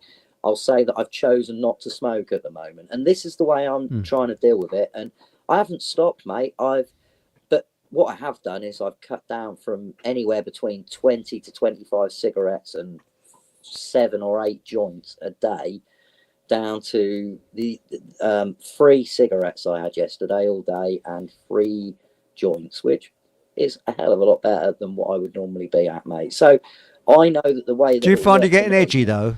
Do you find you get No, do you edgy know and what? No, because this is the other thing, mate. Is I've been mm. replacing the time with other things. So I've been setting myself goals and targets. Me and Jess have been That's doing fine. a lot. Been Mm. productive and got a lot a lot of things done that we've wanted to get done for ages, but made excuses to not do it. Haven't got the time, but obviously I did. Well, And it is about just like but it's and like doing. One of the yeah. reasons I said I'd come on with you tonight, mate, is because I knew it'd give me 2.5 hours of not even thinking about having a fag. Well, the thing is, by the way, for our American viewers and listeners, that is a slang term for a cigarette, Cigarette, a because fag. yeah, so, that's what we call them. Yeah. But the thing is that I was a chocoholic in many ways, and now I'm not. And Sugar's I just as cut, I cut, addictive I on cut, sugar, mate. sugar is Tobacco. addictive, and Yeah. I cut out sugar in my tea. I think when I was a teenager, and I used to have a couple of sugars in my tea. Yeah, same If here. somebody puts even a half a teaspoon of Ugh, it's sugar now, horrible, isn't it? I will throw up. It's horrible, mate. I used to Oh, be so. Used to have 2 sugars in every cup of tea and drink between 10 and 15 cups of tea a day. that's So it's it. 30 spoonfuls of sugar that was Mm. going in there. And I gave it up about 3 years ago, mate. And that was another thing that made me think. And mate, the reason the penny dropped, the old boy across the road, an old boy and an old girl that live across the road, lovely couple, and I look after their garden and we're friends with them. And I went round there on Thursday because the chap's got lung cancer. He's been having Oh, treatment like Jess. poor man. And I knocked on the door and said, hey, I'm here. Do you want to carry on where I was last week? And said, yeah, we've got a bit of news, Chris. And I was like, right. And basically, there's nothing more they can do for him, mate. So he's got like months now, mate. And it's lung cancer.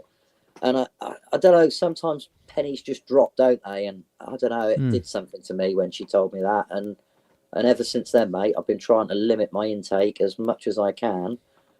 But yeah, anyone who's struggling with any kind of addiction or bad habit, it takes, mate. It's going to take some Takes some toil and will. effort. Takes a lot of will. Oh, Yeah. mate, and I know that I'll go backwards as much. There'll be times I'll go backwards as well as forwards.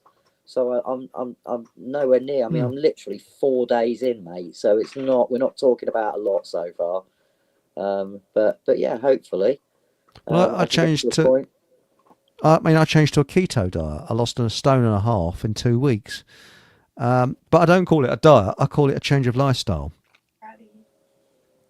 which Yeah, is really strange because you have a main meal first thing in the morning, yeah, which is and then weird. Not a yeah, breakfast, and then I'll have a snack about 2 or 3 o'clock in the afternoon, and that's it. mate, And if it works, the, it works. and it Fantastic. works. And I think the big thing with diets is it's got to work for you. Yeah. It works for me, but it might not work for someone else because they'll have a Well, different mate, type of body. this is the trouble Yeah. as well. We're coming into summer, mate, now, and in another month or two, my world just goes crazy for about four or Mm. 5 months, and I won't get home some nights till 8, 9 o'clock.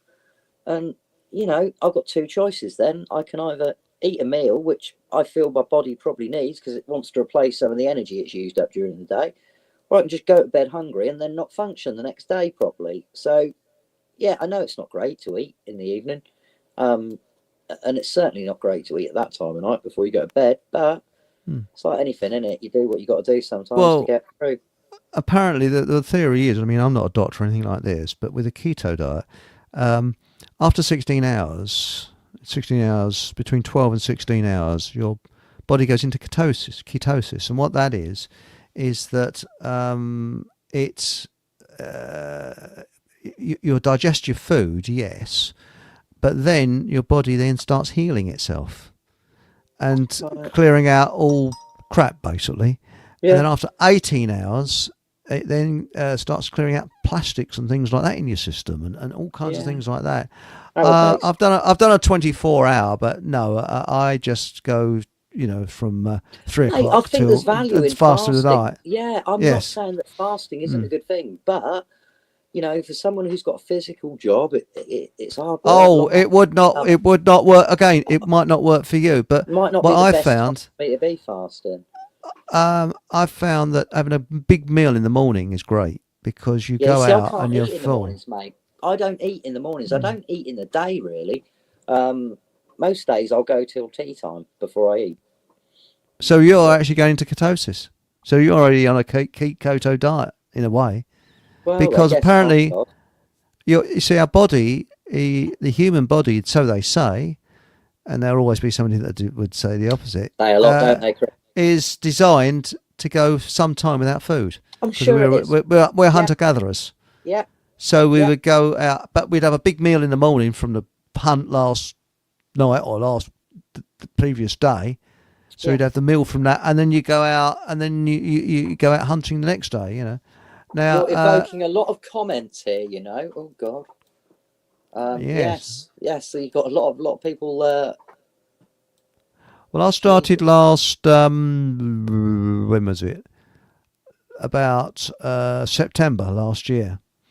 Right. And it's strange when you first start. I'm used to it now, but the thing is, you don't feel hungry because the secret is you've got to know the difference between protein and carbohydrate, and you have a very protein-rich meal in the morning. You can Got get some used to very a high lot. protein, and I cut out carbs. I don't eat sweets. And as a chap on the internet, a doctor reckons that dementia is caused by sugar. There's a And lot he's of things. I noticed, think. and I think that There's- sugar it's a poison. Yeah, Really? aluminium as well, mate. Aluminium. Oh, yes. Drinking out of Yeah. aluminium cans, cooking in aluminium pans. I mean, if ever we get, sometimes we'll buy these. I know we shouldn't, from the supermarket. You get these chicken mini roasts. You get a breast of chicken, a little sausage, and a stuffing ball, and they're in an aluminium tray. And you're supposed to cook it in the tray, mate. I always take it out, put it into a ceramic dish. Yep. I Never do. cook in aluminium. Mate. I never cook in aluminium. Don't use tin foil for anything. Try and keep aluminium away from my food as much as I can because I'm pretty sure that is linked to dementia. I think there's probably enough evidence to suggest that could be so. I'm positive it is. But the thing is, you see, Yeah. if I get salmon, it says you can get it in Iceland, not the country, the shop, Yeah. and they do very cheap salmon there. And it's not. It's what do you call it? I only get the sea caught salmon. Yeah, I was going to say you want the wild salmon, mate. You don't want. I always have wild salmon, and my because they salmon was feed it kibble. bloody fuming that it had been caught. It wasn't only wild; it was bloody angry at it. But anyway, I was going to say, and they say wrap it in foil and put it in the oven for half an hour. Do it in a casserole dish with the lid on. Butter Yes. and parsley and lemon. Chop up a couple of slices of lemon in there, a couple of knobs of butter. You don't have to do anything to the salmon, literally just and some parsley, and then just whack it in there with the lid on, and it's beautiful, mate. There's no Slow need for cooker job. foil. Yeah, Slow or cooker slow job. cooker. Yeah, but there's no need for foil, mate. There's no need for you to ever use tin foil and cook Well, it. don't You wanna do. cover something, put a lid on it, mate. You don't. I agree with you. You don't but- need foil. Don't do what I did, and then covered it in paper, baking paper, which is Right. safe, and then wrapped it in foil. And after half an hour, it's still frozen inside. Right, because it's insulated. Yeah. So yeah. Yeah. No, you don't need foil for anything. Yes. Anyway, shall we go back into chat? I think you should, mate. They're yeah. Now, where are You've we? got them, I might have missed about. As Paul with his Why geometry. don't you go to the bottom and work your way back up again? Then you'll get something a bit more relevant to what. That's what Keir Starmer does, isn't it? Goes to the bottom and works his way up. Now we got here. If you eat sugar, you start coughing and clearing your throat as the body absorbs the sugar with mucus. Interesting, Paul. Yeah. And when you make your own Sambuca, Chris. Sambuca, Absinthe. and that as well. The shop bought is sugar disgusting. Yes. I'm sure it is, mate. I had a Matilda lovely says, bottle of absinthe brought back to me from the Czech Republic once with the worm in it. So, yeah. really? Yes. Yes. And, well, actually, I had some, but someone took it because absinthe makes your heart grow fonder. Teachers unaware, this is Matilda, he's being groomed by the entertainment industry. Who is? Who is Matilda? Maybe it's in another comment, Chris. Have a look. Yes, but that was by the way. Here to just get fucked. You've done. Said. Oh, Matilda. Yeah. Then we got here. Nathan. Lucius says, "Hello, Nathan. I have done a 7.5 day water fasting using ketosis method. You need a will of steel to get through it. The longest I've gone is 24 hours, and I was bleeding starving after that. Even the cats had to watch out where I was living. Might get, no, I wouldn't do that really. Probably be labelled as a problem child. Really?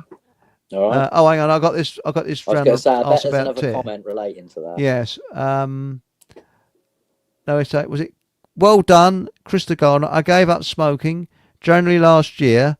Used to smoke at least 20 a day. Good for you, Louise. Yeah. Good for you. It's a filthy bit. I watched my 4-year-old grandson watch a grooming vid on YouTube. Couldn't believe my eyes. It's shocking, Matilda. I can't believe that they are so adept with devices. My friend's got a 6-year-old little boy, and I just can't believe how adept he is. He can pick up and he's been doing it since he was like 1.5 years old. Like it's not great, is it, mate? It really isn't. Well, did you know that Diana Dawes, she was the heartthrob of the 1950s, and round Boreham Wood, the stars used to go into the pubs there and have a drink, and she was actually thrown out of a pub for wearing too much of a revealing costume, and the men complained. It's putting them off their drink. Seriously, that actually happened in the late 50s, early 60s. And the owner of the pub came along and said, "Excuse me, madam, you'll have to leave. You're indecently dressed." And that's the way he told her. It's funny, she was indecently dressed. Yeah. I was going to say what we would consider indecent in the 1950s and what we would consider decent now. It's quite, I'm pretty sure that most of what would be considered indecent then is fine nowadays, mate. Well, she's showing the twangers and the old skirt. Me sound like a right pair of hits on here, don't we, Chris? I'm right, usual stuff, It used to be so much nicer in my day. I don't eat rice. I'll tell you why. I don't like those paddy fields. I don't those like bloody foreign food. That's I right. don't like anything Japanese. Well, those paddy fields. Do you think they're going to get out and do a piss? Of course they're not. Exactly. No, I do eat rice, actually. Yeah. Proper old gits, aren't we, mate? Yeah. But it says he'll go to a nursery and not understand what he's doing wrong because he's seen it on a screen. Oh, my God, fathers. Oh, my God. Yeah. Children live what they learn, Chris. That's the trouble. Probably be labelled as a problem child. That's where my yeah. godfathers. I'm glad I'm the age I am now. And that's what my granddad used. That's what my parents used to say. My granddad used to say. Definitely. I wouldn't want to be young now, mate. No way. I'm probably at least 2/3 of my way through. So I think we might have a third left. Yes. That'll do me, mates. Not just on phones, Jojo. Some mainstream adverts are pornographic. Yeah. There's all kinds of. Like Disney put all kinds of subversive stuff in their movies, mate. Well, do you remember Michael Jackson? He was always thrusting his crutch forward, wasn't he? Boom. I mean, I like his music. He was a very good musician, but why did he have to go on the stage thumping his crutch forward all the time? I don't know, mate. Why do people do a lot of the things they do? Yes. I like the moonwalking, though. That was pretty cool. That was clever. And do you know who was the first to do the moonwalk? Wasn't him, mate. I know that. It was Charlie Chaplin. Was it really? Yes. Right, okay. He did a moonwalk. Woman made from man, two become one. Really? As Dave Allen said, he said, they're talking about the Garden of Eden and the snake talks to Eve. He said, if a snake talked to me, he said, I'd shit myself. Jojo Gizmo said, young'uns have got it cushy these days. That's what my granddad used to say to me. With instant porn on their phones and laptops. When I was young, I had to make do with what I could draw on my etch-a-sketch. I remember, mate, having a Commodore Amiga computer in 1990 when I was 15 years old, and we had pornography on there, on discs. Really? But there was, there was Really? porn, mate. Mm. Well, I'll tell you what happens. I've got a calculator on my iPad, and we've got calculators on our phones and whatever. But I like to use a proper pocket calculator.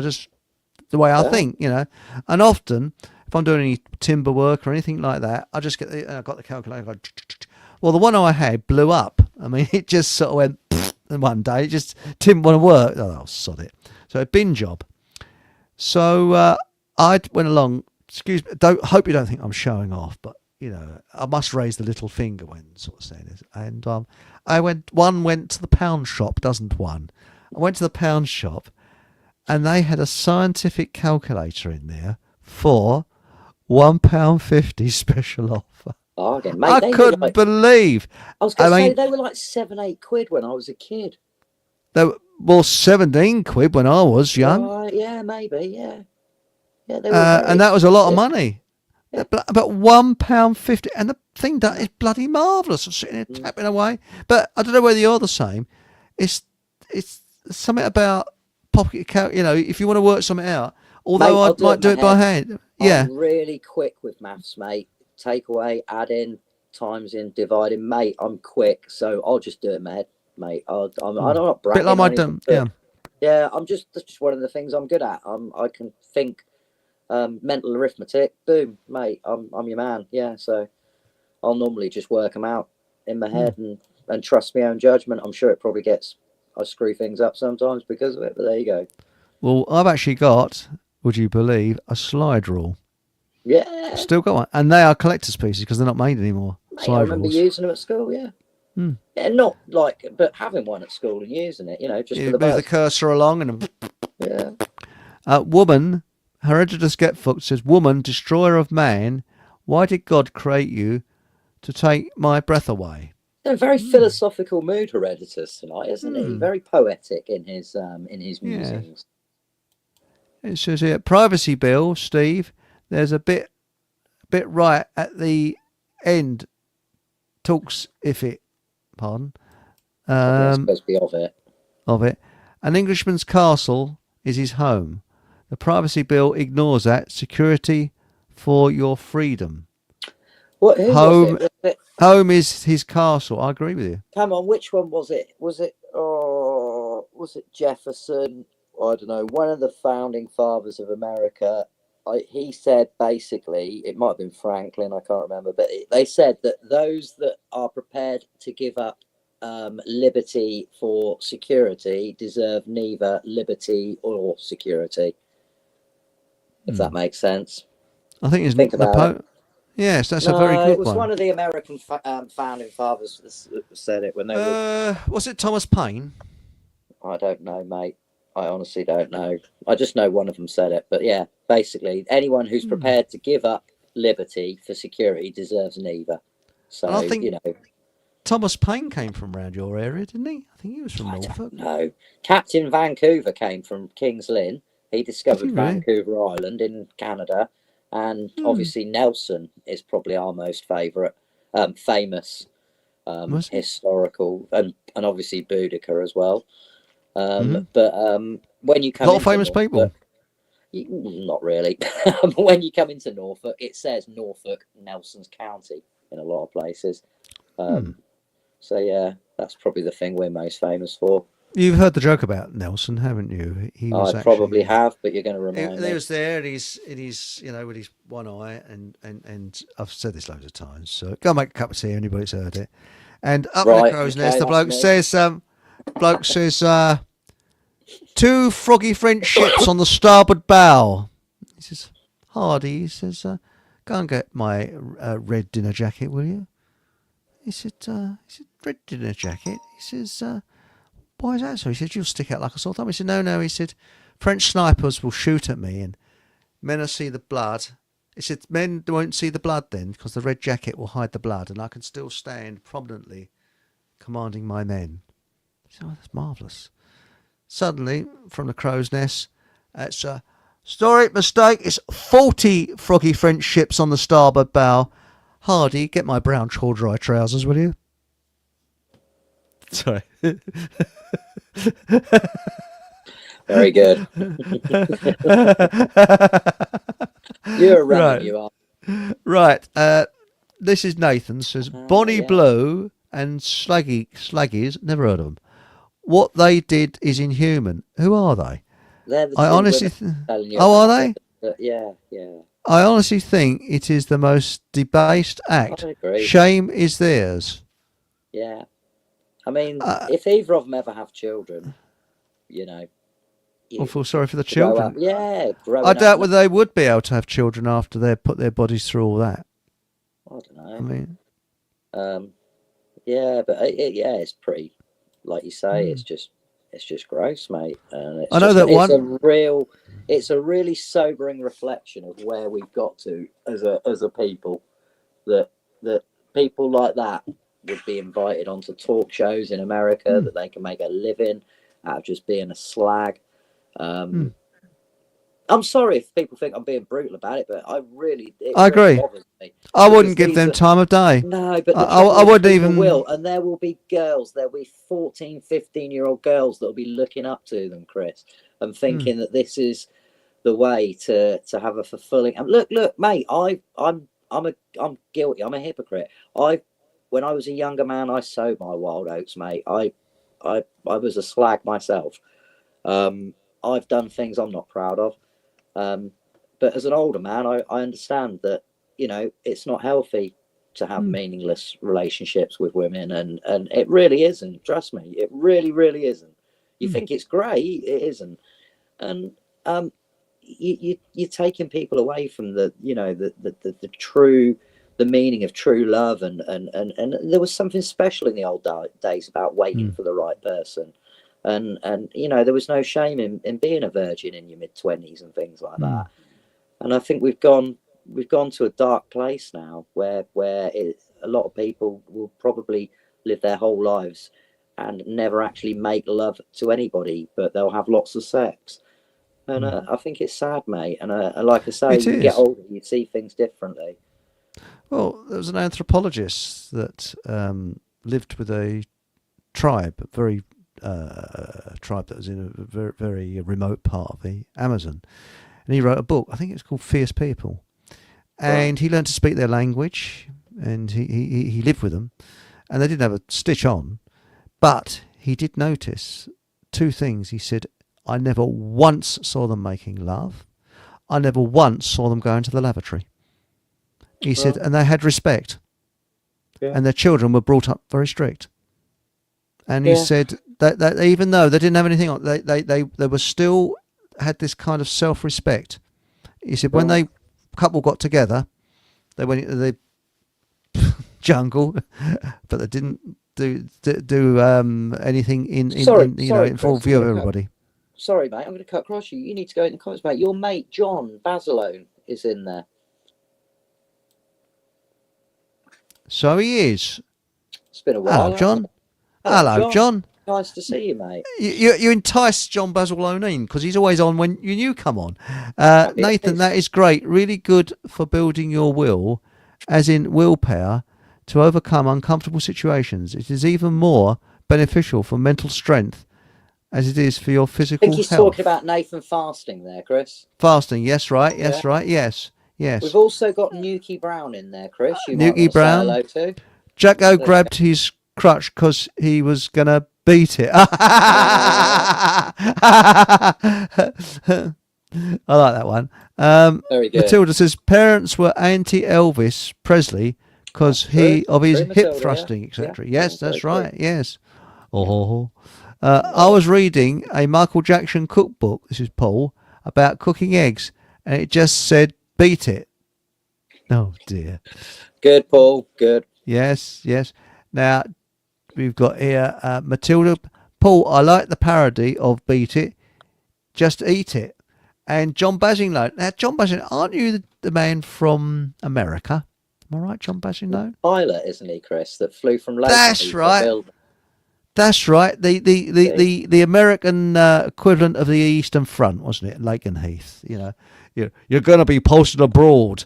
Really? Where you going? Lakenheath? Anywhere but Lakenheath. No, only joking. An early Texas Instruments Bloody TI, hell. whatever scientific calculator with trig and calculations functions was about $175 in 1975. Yes. Now I've got a Wow. scientific calculator which I bought for work, and that was just before the sort of CAD took off, and that was bloody expensive. And that was I think that was made by Texas. Right, yeah. And I mean, I had a Texas calculator when I was a kid, yeah, mate. yeah, and I still got Got it. an In fact, interloper. hello, greetings. John Basilone said. Benjamin Franklin said the Liberty Right, quote. there you go. I said it was one of them, didn't I? And there it is. And you've got here, they show it being said at the end of Enemy of the State film. Oh, right, okay. Matilda, I didn't know yes. And we got here. Oh, by the way, John, if you want to hear it live, you just have to drive up the road to Wisconsin. That's where we're broadcasting, okay? So, you know, probably a couple of thousand miles away from where he is. I had to take a short summer school class on how to use the slide rule in 1972. We used the slide rule all through high school, grade 12, and even during my organic chemistry class in university. That's that. interesting. Pricey, John, yeah. That's very interesting. That would have been pre-calculator, really, Chris. 72. There wouldn't have been many calculators Yes. of that, would there, in 72? I didn't think there was any in 72. I Oh, think I they don't came in know. about 73, 74. I think the Right. first over here was, who was that bloke who died a couple of years ago? Sinclair. Oh, Clive Sinclair, is he dead, Yeah. is he? Yeah, Oh, and he was the first to bring. I think he was one of the first. I'm not saying he was the first to bring the price of pocket calculators down because they were right. prohibitively expensive. But then they got in the late 70s, early 80s when I got mine. They got wafer thin, didn't they? The size They of credit did, yeah. They cards. got a lot thinner and a lot But cheaper. they, lot cheaper. but £1.50 in Poundland, which is about That's mad. what is it? About $2, less than $2. That's nuts, mate. Cheap as Yes. chips. And so John Basilone, thanks, mate. Yeah, it was very tough week doing water fasts. I bet it was. Fair play, Nathan. Yes, I actually get a bit of a headache and a bit woozy if I don't eat over say 20 hours. I go, so it's my normal state. Nathan, laugh out loud. I like that one. I actually did laugh out loud. Now, Louise says, I'm going to say good night all. Night, As we Louise. said, for another interesting Monday night. Take care all. Much love. Night, night. Bless you, And sweet. says, you are a great example for us all, Nathan. That's right. That's Nathan why. certainly is. He's a good example. Yes, He's that's happy why and he's pure the soul. Fockham. I think he's the Fockham Minister for Common Sense, isn't he? Nathan, I would say. Oh, yeah. he could, yeah, he's a lovely man. Yeah. Nathan. Yes. And Look, what's God, John? I'd say he'd be the Fockham ambassador for the Fockham Air Force, wouldn't he? He could be the Minister for Aviation if he wants. Aviation Minister. There you go. Yeah. Because we got Patrick. He's in Wisconsin, and he is. Was it the last Zulu outpost of Wisconsin? That's Right, right. Yes. But I don't think you get any Zulus in Wisconsin somehow. Get him around Norfolk. Lots of munkjack. Yes. Are they still loads of them? Mate, don't even go there. I nearly said another rude word there. No, I will. They're little fuckers. They are, mate. Yeah. That's the only word for them. I went to a place today and they've eaten all the bluebells. They've eaten all the tulips. Next week, I've got 3 days work for one of my customers in the village trying to make his 3 acres munkjack proof. So I've got another chap. Hard coming with job. me. Yeah, it will be, Chicken especially wire 'cause- and chicken wire, mate. Lots of lots of wooden posts. His garden backs onto the Sandringham estate, mate, straight onto the woods at Sandringham. So anyone who's familiar with Sandringham will know about the Norwich Gates, which is the big metal gates that are the main entrance into Sandringham. And just the Norwich Gates are literally on a part of the estate called Sandringham Hill. And you come round one bend, and the Norwich Gates are on your left. You go round the bend, go along a road like an avenue with loads of trees that King's sausage fingers, new ones that he's put in. And then there's like a hairpin bend, a left, a right, and then a left, and you're in the village. And that's Sandringham Hill, and there's a little track goes down there. And his garden's just like literally half a mile down there off the side, mate. So they just come in from the woods, mate, all the time. They're not an indigenous breed. They're from China. They're nothing Chinese to do. deer. And You know, nobody... mate, that brought them over here. Well, for hunting. But No, I don't think they're they protected. were brought over for a deer just to on one of their estates because they collect all different types of deer, don't they? And they escaped. And they're a menace, mate. They've eaten all the bark off of his fruit trees. They're honestly, mate, they've just killed most of his garden. It's depressing. Now, Paul, this is Nathan. He says, not exactly in the best frame of mind right now. So the laugh out louds help. Oh, right. Nathan. So let's turn that frown upside hang down, on, mate. hang on, mate. Hang on a minute. Let's do a bit of healing, shall we?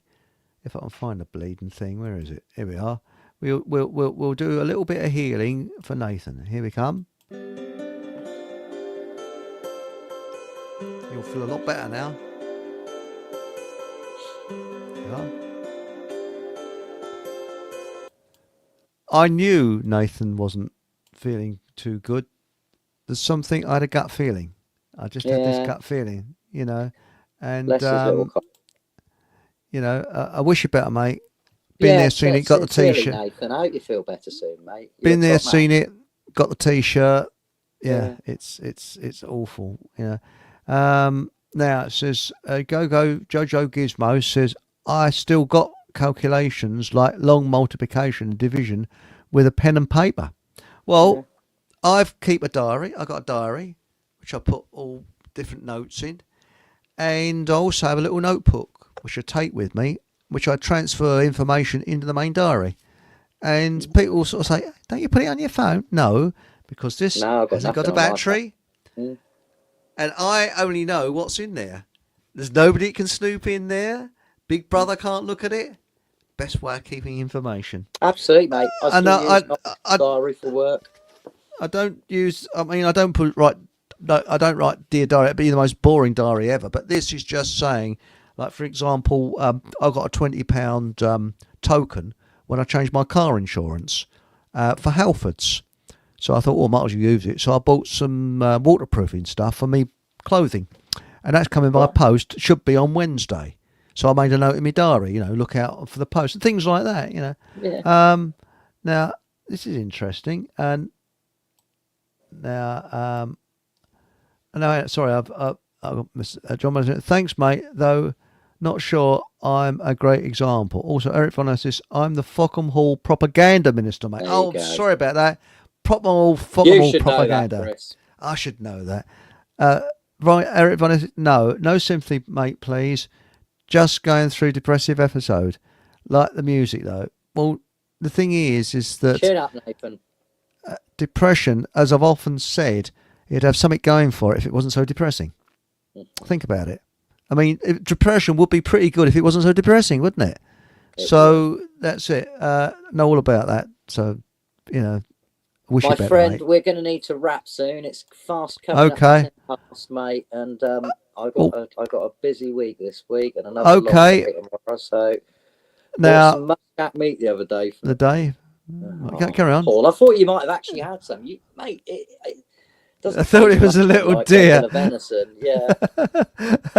I'm not really a fan of any venison, mate. I don't really like deer that much, but a lot of people around here do shoot and eat them. Well, do they? Mate, they are everywhere. Yeah, people eat them. There's a lot of them run over around here. There's a lot of roadkill of it. Yeah, you get a lot of roadkill around here. See, I don't see anything wrong with roadkill because it's dead anyway. as long as it hasn't left there for too I was long. just going to say, that's the thing, mate. You don't know how long it's been there, and quite often it's been driven over as well. So, yeah, I'm not a fan of roadkill. But anyway, I've just hang on. I've got to press the do flop here. Here we go. You're all right, mate. That. I wasn't trying to pressure you into finishing your show, mate. That's I was just okay. saying, I Well, can't go too long because thanks for coming on. If there's anything, Chris, is there anything you want to say to the no, audience? nothing other than the like usual. that? Just be nice to each other and help as many people as you can, chaps. That's the way That's through right. it. Just be And kind. also, what my uncles used to say is, when you leave a room, always leave with people laughing. Yeah, definitely. And it doesn't matter whether they're laughing at you or with you, as long as they're having a good absolutely laugh. not. Just as long as they're laughing, yeah. And next, there's this Thursday, often speak on the Paul English live show, which is on Rumble at 8 o'clock Thursday. That's Paul English live on Rumble. And then on Sunday, the 9th, we've got the Bowler Hat Farmer and some geezer. Don't know who he is with him. Do you know who he is? Some fella coming on. No, I think he's some gardening chap. Some garden bloke from Norfolk. Don't know Some who he chap is. from Norfolk, yeah. Yes, and that's going to be called Down on the Farm (brackets ER). Farm down on the farm. I'm with you, Chris. Clever wordplay. And that's the 9th. And of course, we've got Deb coming on the 24th. So there we are. So Chris, thank before you you very go, much. I've got to read this. This is Aunt Sally, and you've also got a comment from Six Blade, which I think is Steve, isn't it? Take care, all. Aunt Sally said, "Thank you, Chris and Chris, listening from the bath again." Well, at least it shows we've got a very clean show, haven't we? Love it, Aunt Sally. Have a beautiful evening, my lovely. Thank you for your kind words. And as I've often said, whatever happens, good night, everybody. And whatever happens, have a bloody good laugh. Good night. Tally ho. Thank you very much for watching the show. And if you could kindly put the thumbs up, I'd be really grateful. And if you haven't already subscribed, please do. It doesn't cost you anything, and it really helps a lot. And of course, if you're feeling a little bit generous, you could always buy me a coffee. Details are down in the description box. And also, why not pop in to see my Telegram channel, which again is down in the description box, which you can link onto, and Facebook as well. And thank you very much. And either good night, good morning, or good afternoon, wherever you are in the world.